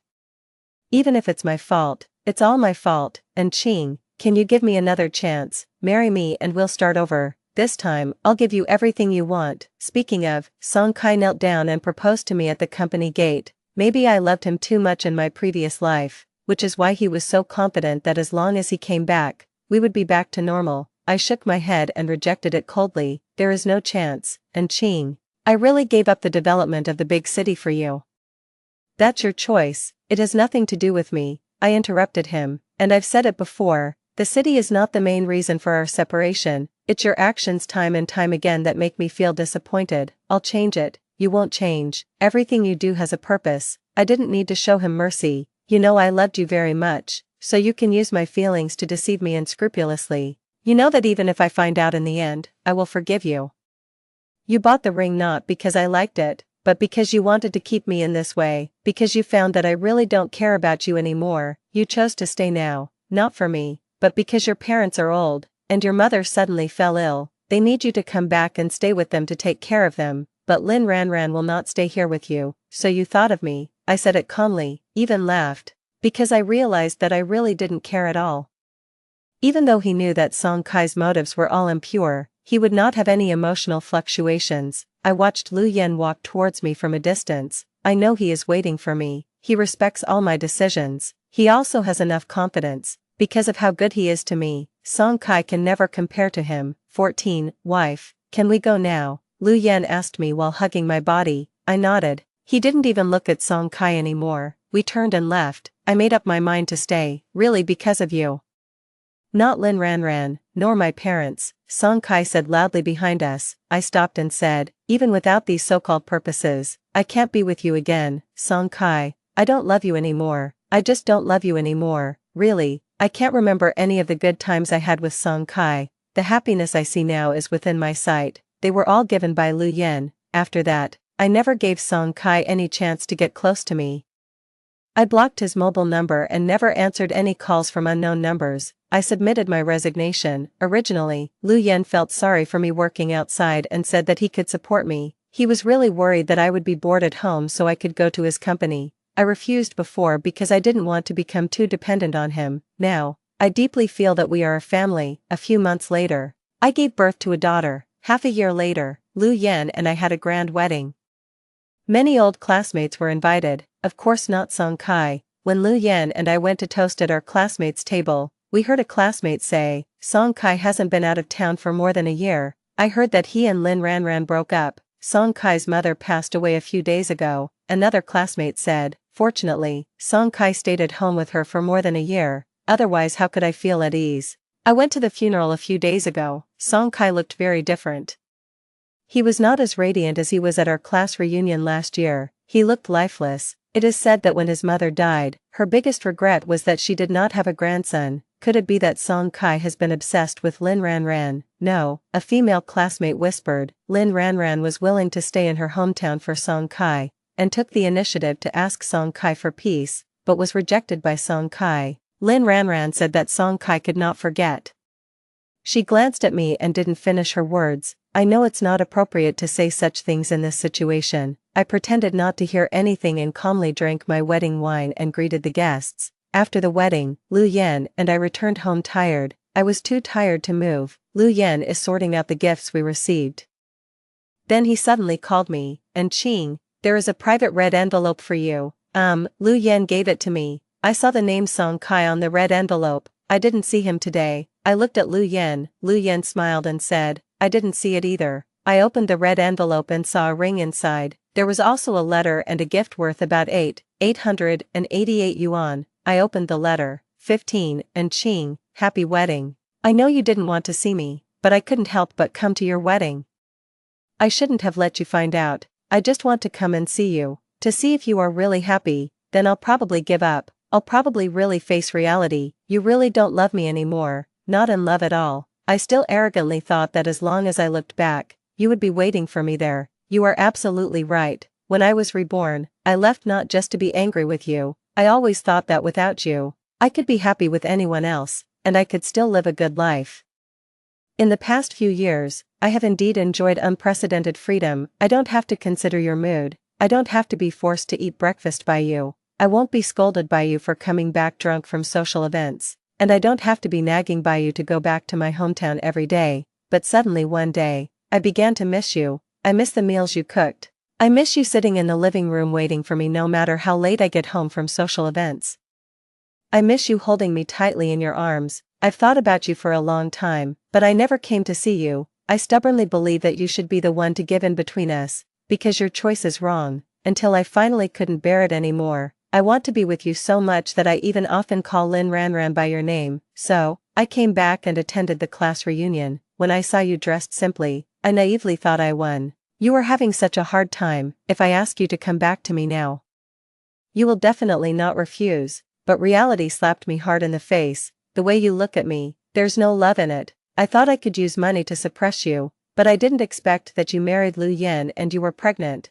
Not only do you have enough money, you also have enough love. I started to panic. I didn't know what to do to get you back to me. I always told myself that you chose Lu Yan only because you were angry with me. The person you love is me. You loved me so much in my previous life. It's impossible for you to just stop loving me, so I came to you shamelessly. I think I have a chance of winning. I can give you everything that Lu Yan can give you, and you love me more, and you will be moved by me. Now that I think about it, I was really just bringing shame upon myself. Why should I abandon you and still feel justified in thinking that you will wait for me here forever? I'm really selfish and dark. He hugged Lin Ranran, looked me up and down with a frivolous look in his eyes, and a hint of disdain flashed in his eyes. Man, will I know that no matter what I say, it's useless. I'm just really sad. And Qing, my heart hurts so much. I went to the hospital to see you on the day you gave birth. I saw Lu Yan holding your child, and I saw the joy of being a father for the first time on his face. I thought of the unborn child we had in our previous life. I was really looking forward to his coming, and I was ready to be a father. But again, I missed it. Sorry, Anqing. Sorry. I wish you happiness forever. I looked at the letter helplessly, with mixed feelings. Song Kai's current mood is probably the same as how I felt when I saw Song Kai leave without looking back when I was just reborn, even though I always tell myself to respect the other person's choice. But when the night is quiet, I will still break down, feel unwilling, feel pain, and feel unbearable. But now, it's all over. I don't know how long it will take Song Kai to get over it. Really, it doesn't matter anymore. I threw the letter into the trash. I didn't see the words on the back of the envelope. And Qing, I will be waiting for you outside your wedding room tonight. Lu Yan watched my actions and smiled at me from the side. He said, wife, a night of love is worth 1,000 gold. We turned out the lights. The long night, no longer alone. Story 2. After a car accident, I was sent back to my high school days. As soon as I returned, I saw my elder brother leading a group of wealthy young men bullying Gu Jin. My elder brother threw Gu Jin's textbooks into the lake, grabbed his collar, and laughed arrogantly. "Come on, make a dog's bark and let us hear it." Who would have thought that this penniless young man in front of us would later become a business tycoon, drive my family into bankruptcy, and force me to be his canary, having a second chance at life? I must stop my elder brother from courting disaster and, at the same time, try my best to please the vengeful Mr. Gu. 01. I was reborn, and when I woke up, I saw my elder brother bullying Gu Jin. My elder brother, Zhang Baichen, is a young master from a wealthy family. He bullies others by relying on his family's power and is really not a good person. Zhang Baichen threw Gu Jin's textbooks into the lake, grabbed his collar, and asked him to bark like a dog. The surrounding classmates let out harsh laughter, while Gu Jin endured it without saying a word, until Zhang Baichen sneered evilly. "Gu Jin, I heard that your mother is a foolish woman who picks up trash. I don't know which man bullied her and made her give birth to you. You're a dirty and disgusting bastard. Just being around you makes me feel cheap." Suddenly, Gu Jin was like a rabid wild dog, his eyes bloodshot, and he punched my elder brother in the face. My elder brother had practiced fighting hard and had never lost a fight before, yet, he was caught off guard by Gu Jin's punch. Gu Jin fought without any rules, relying solely on his ferocity. When he went crazy, he didn't care about his own life. This scared my elder brother's lackeys so much that they didn't dare to step forward. Soon, my elder brother was at a disadvantage. I had just been reborn and was still digesting the scene in front of me, like someone waking up from a dream. I rushed forward and hugged Gu Jin's arm. "Stop fighting." In my memory, Gu Jin often worked out, and his arms were stronger than those of an ordinary teenager. Every time the man came to the villa to see me, I couldn't get any sleep. Even crying and begging for mercy didn't help, it would only make him angrier. Those memories were deeply ingrained in my bones. When our eyes met, I instinctively feared him. Gu Jin's body visibly stiffened, the ferocity on his face hadn't faded away.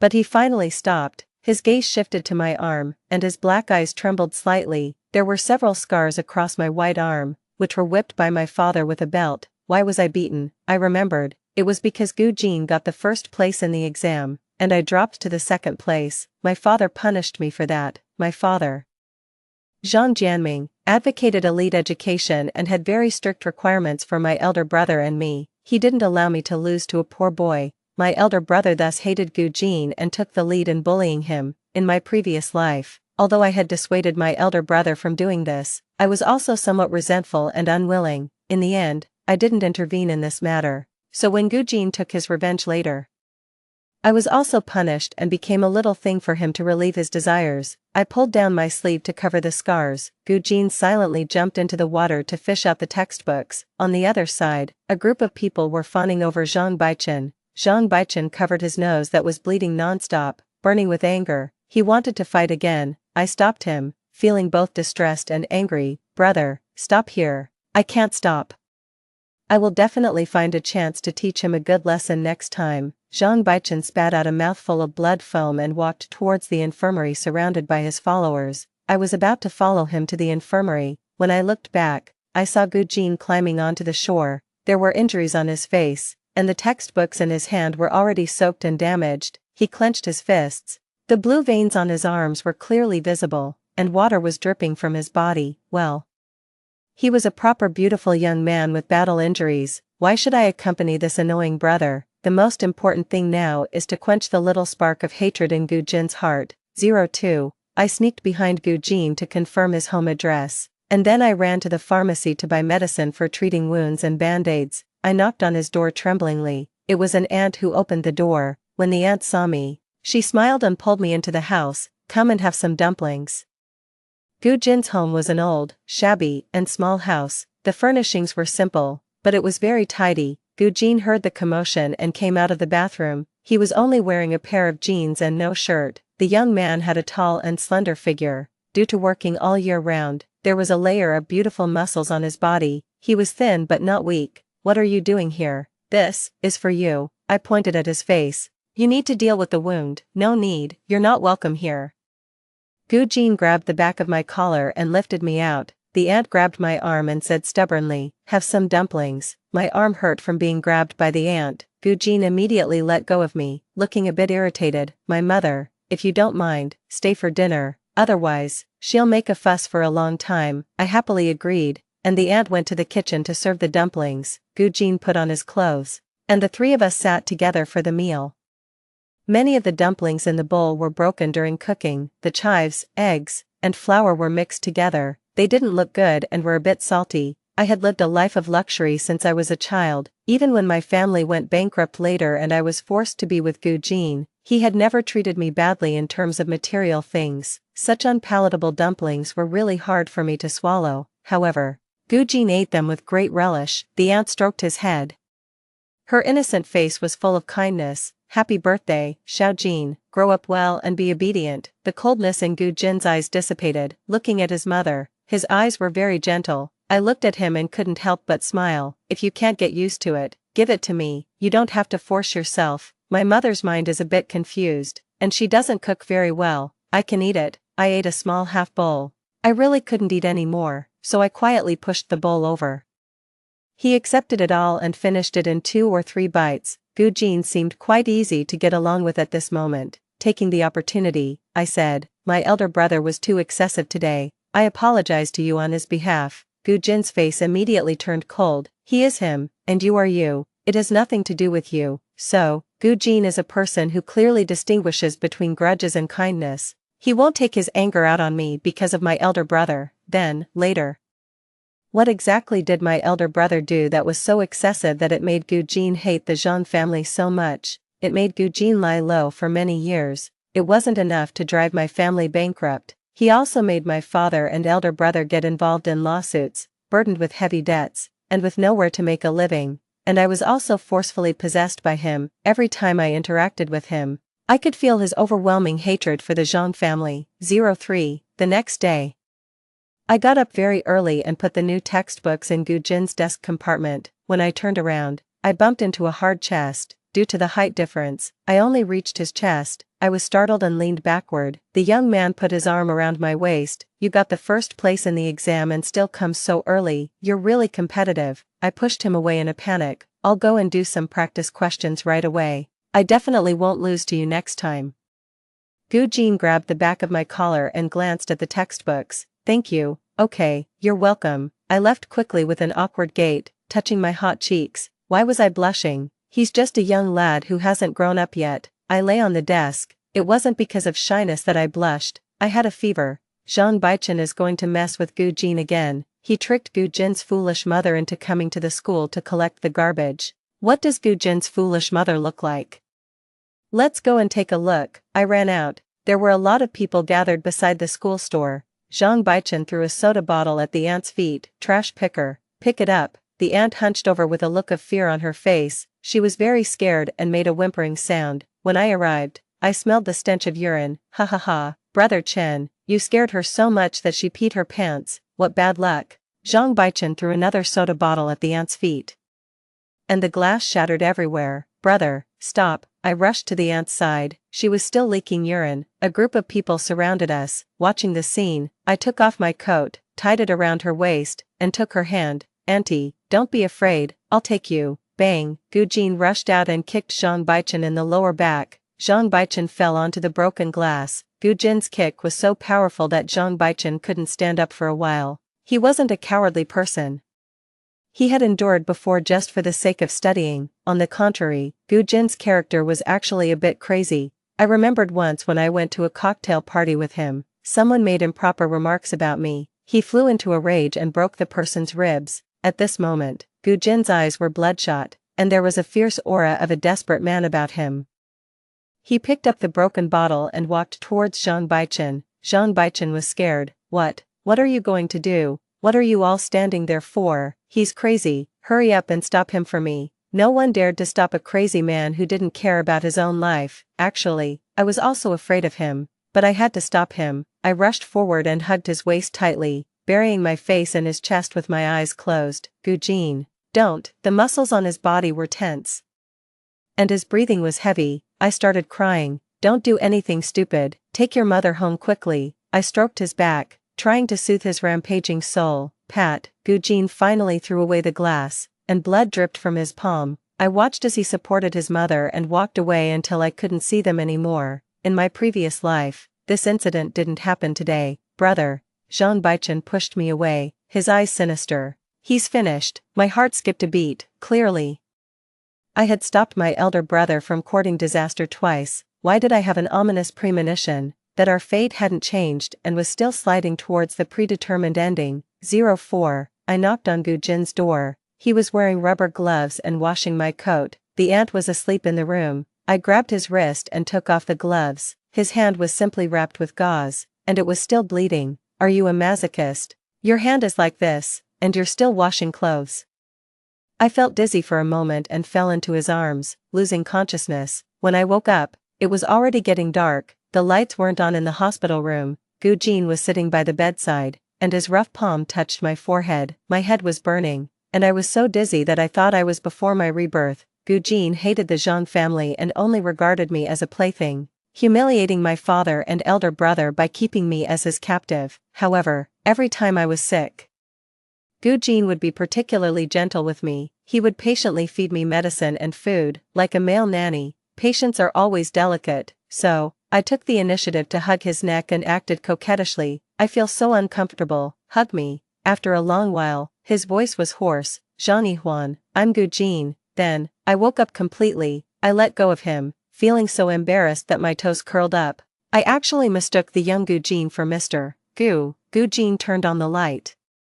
Thinking about how I had just acted coquettishly in a very soft voice towards a young man I wasn't very familiar with, I really didn't know where to put my face. Gu Jin had no expression on his face, but his ears were so red that they seemed to be bleeding. In my previous life, no matter how intense our arguments were, he rarely showed any expression. The sign to tell whether he was happy or not was whether his ears were red enough. I covered my face. What are you thinking about? Don't think nonsense. Okay, I won't. 05. After my fever subsided, I rested at home for half a day and didn't go to school until the afternoon. As soon as I entered the classroom, my deskmate, Zhao Xiaoxing, gossiped with me that Gu Jin you hate so much was caught stealing the class funds. There were two rumors in her words. First, I don't hate him, I want to please him. Second, Gu Jin wouldn't steal money. I remembered that in my previous life, there was indeed this incident of Gu Jin stealing the class funds. At that time, I went to the teacher's office to hand in my homework. His homeroom teacher slapped the table. Gu Jin, you've really disappointed me. I know your family is poor, but you can't steal money. You have talent but no virtue. You'll be a scourge in society even if you have abilities. The girl beside them, who should be the class life committee member, chimed in. That's right, if you don't have money, you can tell us. We can donate money to help you. You really didn't have to steal. Gu Jin stood straight, his thin lips tightly pursed, with a look of contempt and indifference on his face. I despised him in my heart. What was the use of getting better grades than me? Without good character, he was nothing. Suddenly, Gu Jin saw me, and his face changed drastically. He strode up to me. It's not like this. I didn't steal. I didn't want to pay attention to him and turned around to leave. Gu Jin went crazy and grabbed my arm with great strength. The injury on my arm hadn't healed yet, and I struggled. Whether you stole or not has nothing to do with me. Let me go. The teacher came over to pull him away, but he held on tighter and tighter and just wouldn't let go. Gu Jin fell into a state of paranoia. He stared at me intently, his eyes red. Zhang Yihuan, what on earth do I have to do for you to believe me? I really didn't steal the money. I didn't understand. Why was Gu Jin so persistent in wanting me to believe him? I didn't even really know him. I was almost scared to tears and said timidly, I believe you. Let go quickly. It hurts so much where you're holding me. Finally, he let go. In my previous life, the disciplinary action result was that Gu Jin received a warning for the demerit. 06. Remembering Gu Jin's almost desperate look at that time, my heart ached. I immediately went to find Gu Jin and met my annoying brother in the corridor. Zhang Baichen had his arm around a girl, who was the class life committee member of Gu Jin's class. Huan, this is your new sister-in-law. After Zhang Baichen left, I smiled at the girl. Tell me quickly, how did you help my brother mess with Gu Jin? The girl wanted to curry favor with me and said proudly, I put the class funds in his desk compartment, and then I pretended that the class funds were missing. We searched the desk compartments one by one, and we caught him red-handed.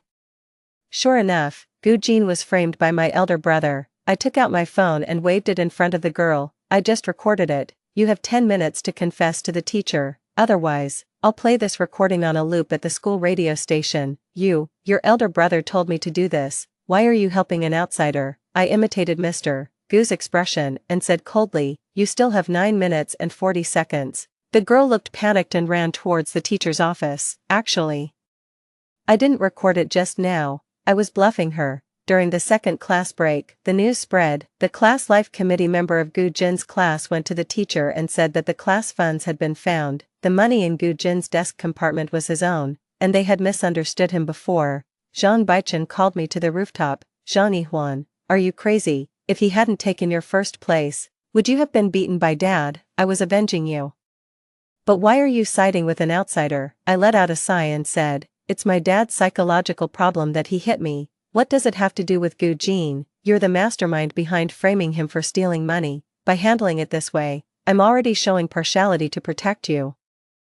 Zhang Baichen, don't bully a young man just because he's poor. If you bully him now, he will take revenge on us in the future. Zhang Baichen looked unconvincing and said, just him. As things stand now, Zhang Baichen's intention to torment Gu Jin is no longer to avenge me. Violence is like a drug addiction. Once it starts, there will be no bottom line. Give me your phone. Zhang Baichen took my phone, threw it against the wall, and stomped on it twice with force. Don't interfere next time I deal with him. In my previous life, I went abroad to study before finishing my senior year of high school, so I don't know how Zhang Baichen plotted against Gu Jin later. 07. The wall of the rooftop was curved, blocking the view. After Zhang Baichen left, Gu Jin came out from the other side of the rooftop. I was stunned. Had he heard everything just now? Gu Jin rolled up my sleeves. The higher he rolled, the denser the scars became. My skin was very fair, making the scars look even more ferocious. Besides your arm, where else do you have injuries on your body? He only hit my arm. I want to dance, and my dad was afraid that others would see the injuries. I looked into Gu Jin's eyes. His eyes were red, and there were tears in them. Mr. Gu, aren't you going to cry? Then, Gu Jin pressed my head against his chest and hugged me. Does your dad often hit you? I evaded his question and said brightly, I'm not the same person I used to be. If he hits me, I will fight back. I'll call the police or tell the elders in our clan, and he definitely won't dare to do it again. When I was young, I didn't dare to resist because I was afraid that my dad would abandon me if I did, but now, my soul is already 28 years old. I'm no longer afraid of patriarchal power and know how to fight back. There's a third option. The young man's tears dripped onto my neck, which was enough to shock me for a long time. Tell me, and I'll beat him up. Hitting people is against the law, then let it be against the law. I smiled and stroked his back, touched by the young man's enthusiasm. 08. Gu Jin picked up the broken phone. I'll fix it for you. Can you fix it even though it's broken like this? Yeah. After school, Gu Jin and I went home together. He took out a toolbox and fixed my phone for me. He had all the necessary parts. He soldered the circuit board and even replaced the display screen with a new one for me. You're so amazing. It's not difficult. I learned phone repair to earn money. Besides going to school, Gu Jin also had to earn money to support his family. Then how much should I pay you, Master Gu? I won't charge you. Then I invite you to watch me dance. I'm going to participate in a dance competition next Saturday. Will you come? Yes. 09. The dance competition was held in the Opera House. To my surprise, I saw Qin Zishu in the first row of the audience. In my previous life, we met when our two families had a dinner together. In this life, the time of our first encounter was advanced, and the scene was also different. Memories of my previous life came flooding back. Qin Zishu at the age of 18 loved me very much and followed me to study abroad. He courted me very romantically for a year, and we got together naturally. However, the good times didn't last long. In the third year of our relationship, he cheated on me. After I exposed him, he said, I just can't manage to love only you. It's not that I don't love you anymore. You will always be Mrs. Qin. What are you still fussing about? I broke up with him decisively, feeling that I had wasted 3 years of my youth. When I saw Qin Zishu at the age of 18 again, I felt physically uncomfortable, and my hands and feet turned cold. Gu Jin supported me. He followed my gaze but didn't ask anything. Instead, he helped me to the backstage. Gu Jin poured me a cup of hot water. Do you feel better? Yeah, I'm already okay. You can go and sit in the audience. I'm about to go on stage. I changed into my dance clothes and walked onto the stage. Gu Jin sat in the back row, hidden in the light and shadow, but I still saw him at a glance. I smiled at him and somehow felt at ease. Dance, I want to win. When the music started, I forgot all the entanglements of my previous and present lives, focused on the world of dance, and showed off my beauty. As soon as the dance ended, there was thunderous applause. The chandelier in the opera house lit up. I looked at Gujin, and we looked at each other from a distance, with my eyes misty with tears. Gujin was stunned and frowned as he looked at me. The audience thought that I was crying because I was so immersed in the dance and moved by the story of the dance music. In fact, I was crying out of joy. This dance was dedicated to Gujin. I wanted him to see how beautiful I was in my teenage years, in my previous life. He never saw me dance even once. He really missed out. I was very excited right after the dance. I heard the obsession buried deep in my heart. Gujin, how can you not love me? I don't want to be your canary. I don't want to be a little thing for you to satisfy your physical needs. I want to be your white moonlight, making you respect and love me, but reluctant to touch me. I also want to be a seductive fairy who bewitches you, possessing all your desires and making you unable to leave me. Never be able to leave me. After being reborn, it's true that I want to stop Zhang Baichen from courting disaster, and it's true that I want to protect Gujin, but I'm like a ghost. I made a wish to the gods to ease the resentment in my heart. What the soul in this teenage body truly wants is to have all of the love of my previous life's lover. 10. I won the first place. Qin Zishu, as the representative of the sponsor, came onto the stage to present the award to me. Yuri Huan, right. Uncle Zhang recently asked my father for investment, and our two families will have more interactions in the future. Qin Zishu took out his phone, looking determined. Is it convenient for you to give me your phone number? Scumbag, go away, go away, go away. It's not convenient. I don't want to get to know you. I saw Gujin walking to the side of the stage, like a little crazy person. I directly jumped off the stage. Gujin's eyes showed panic, but he caught me firmly.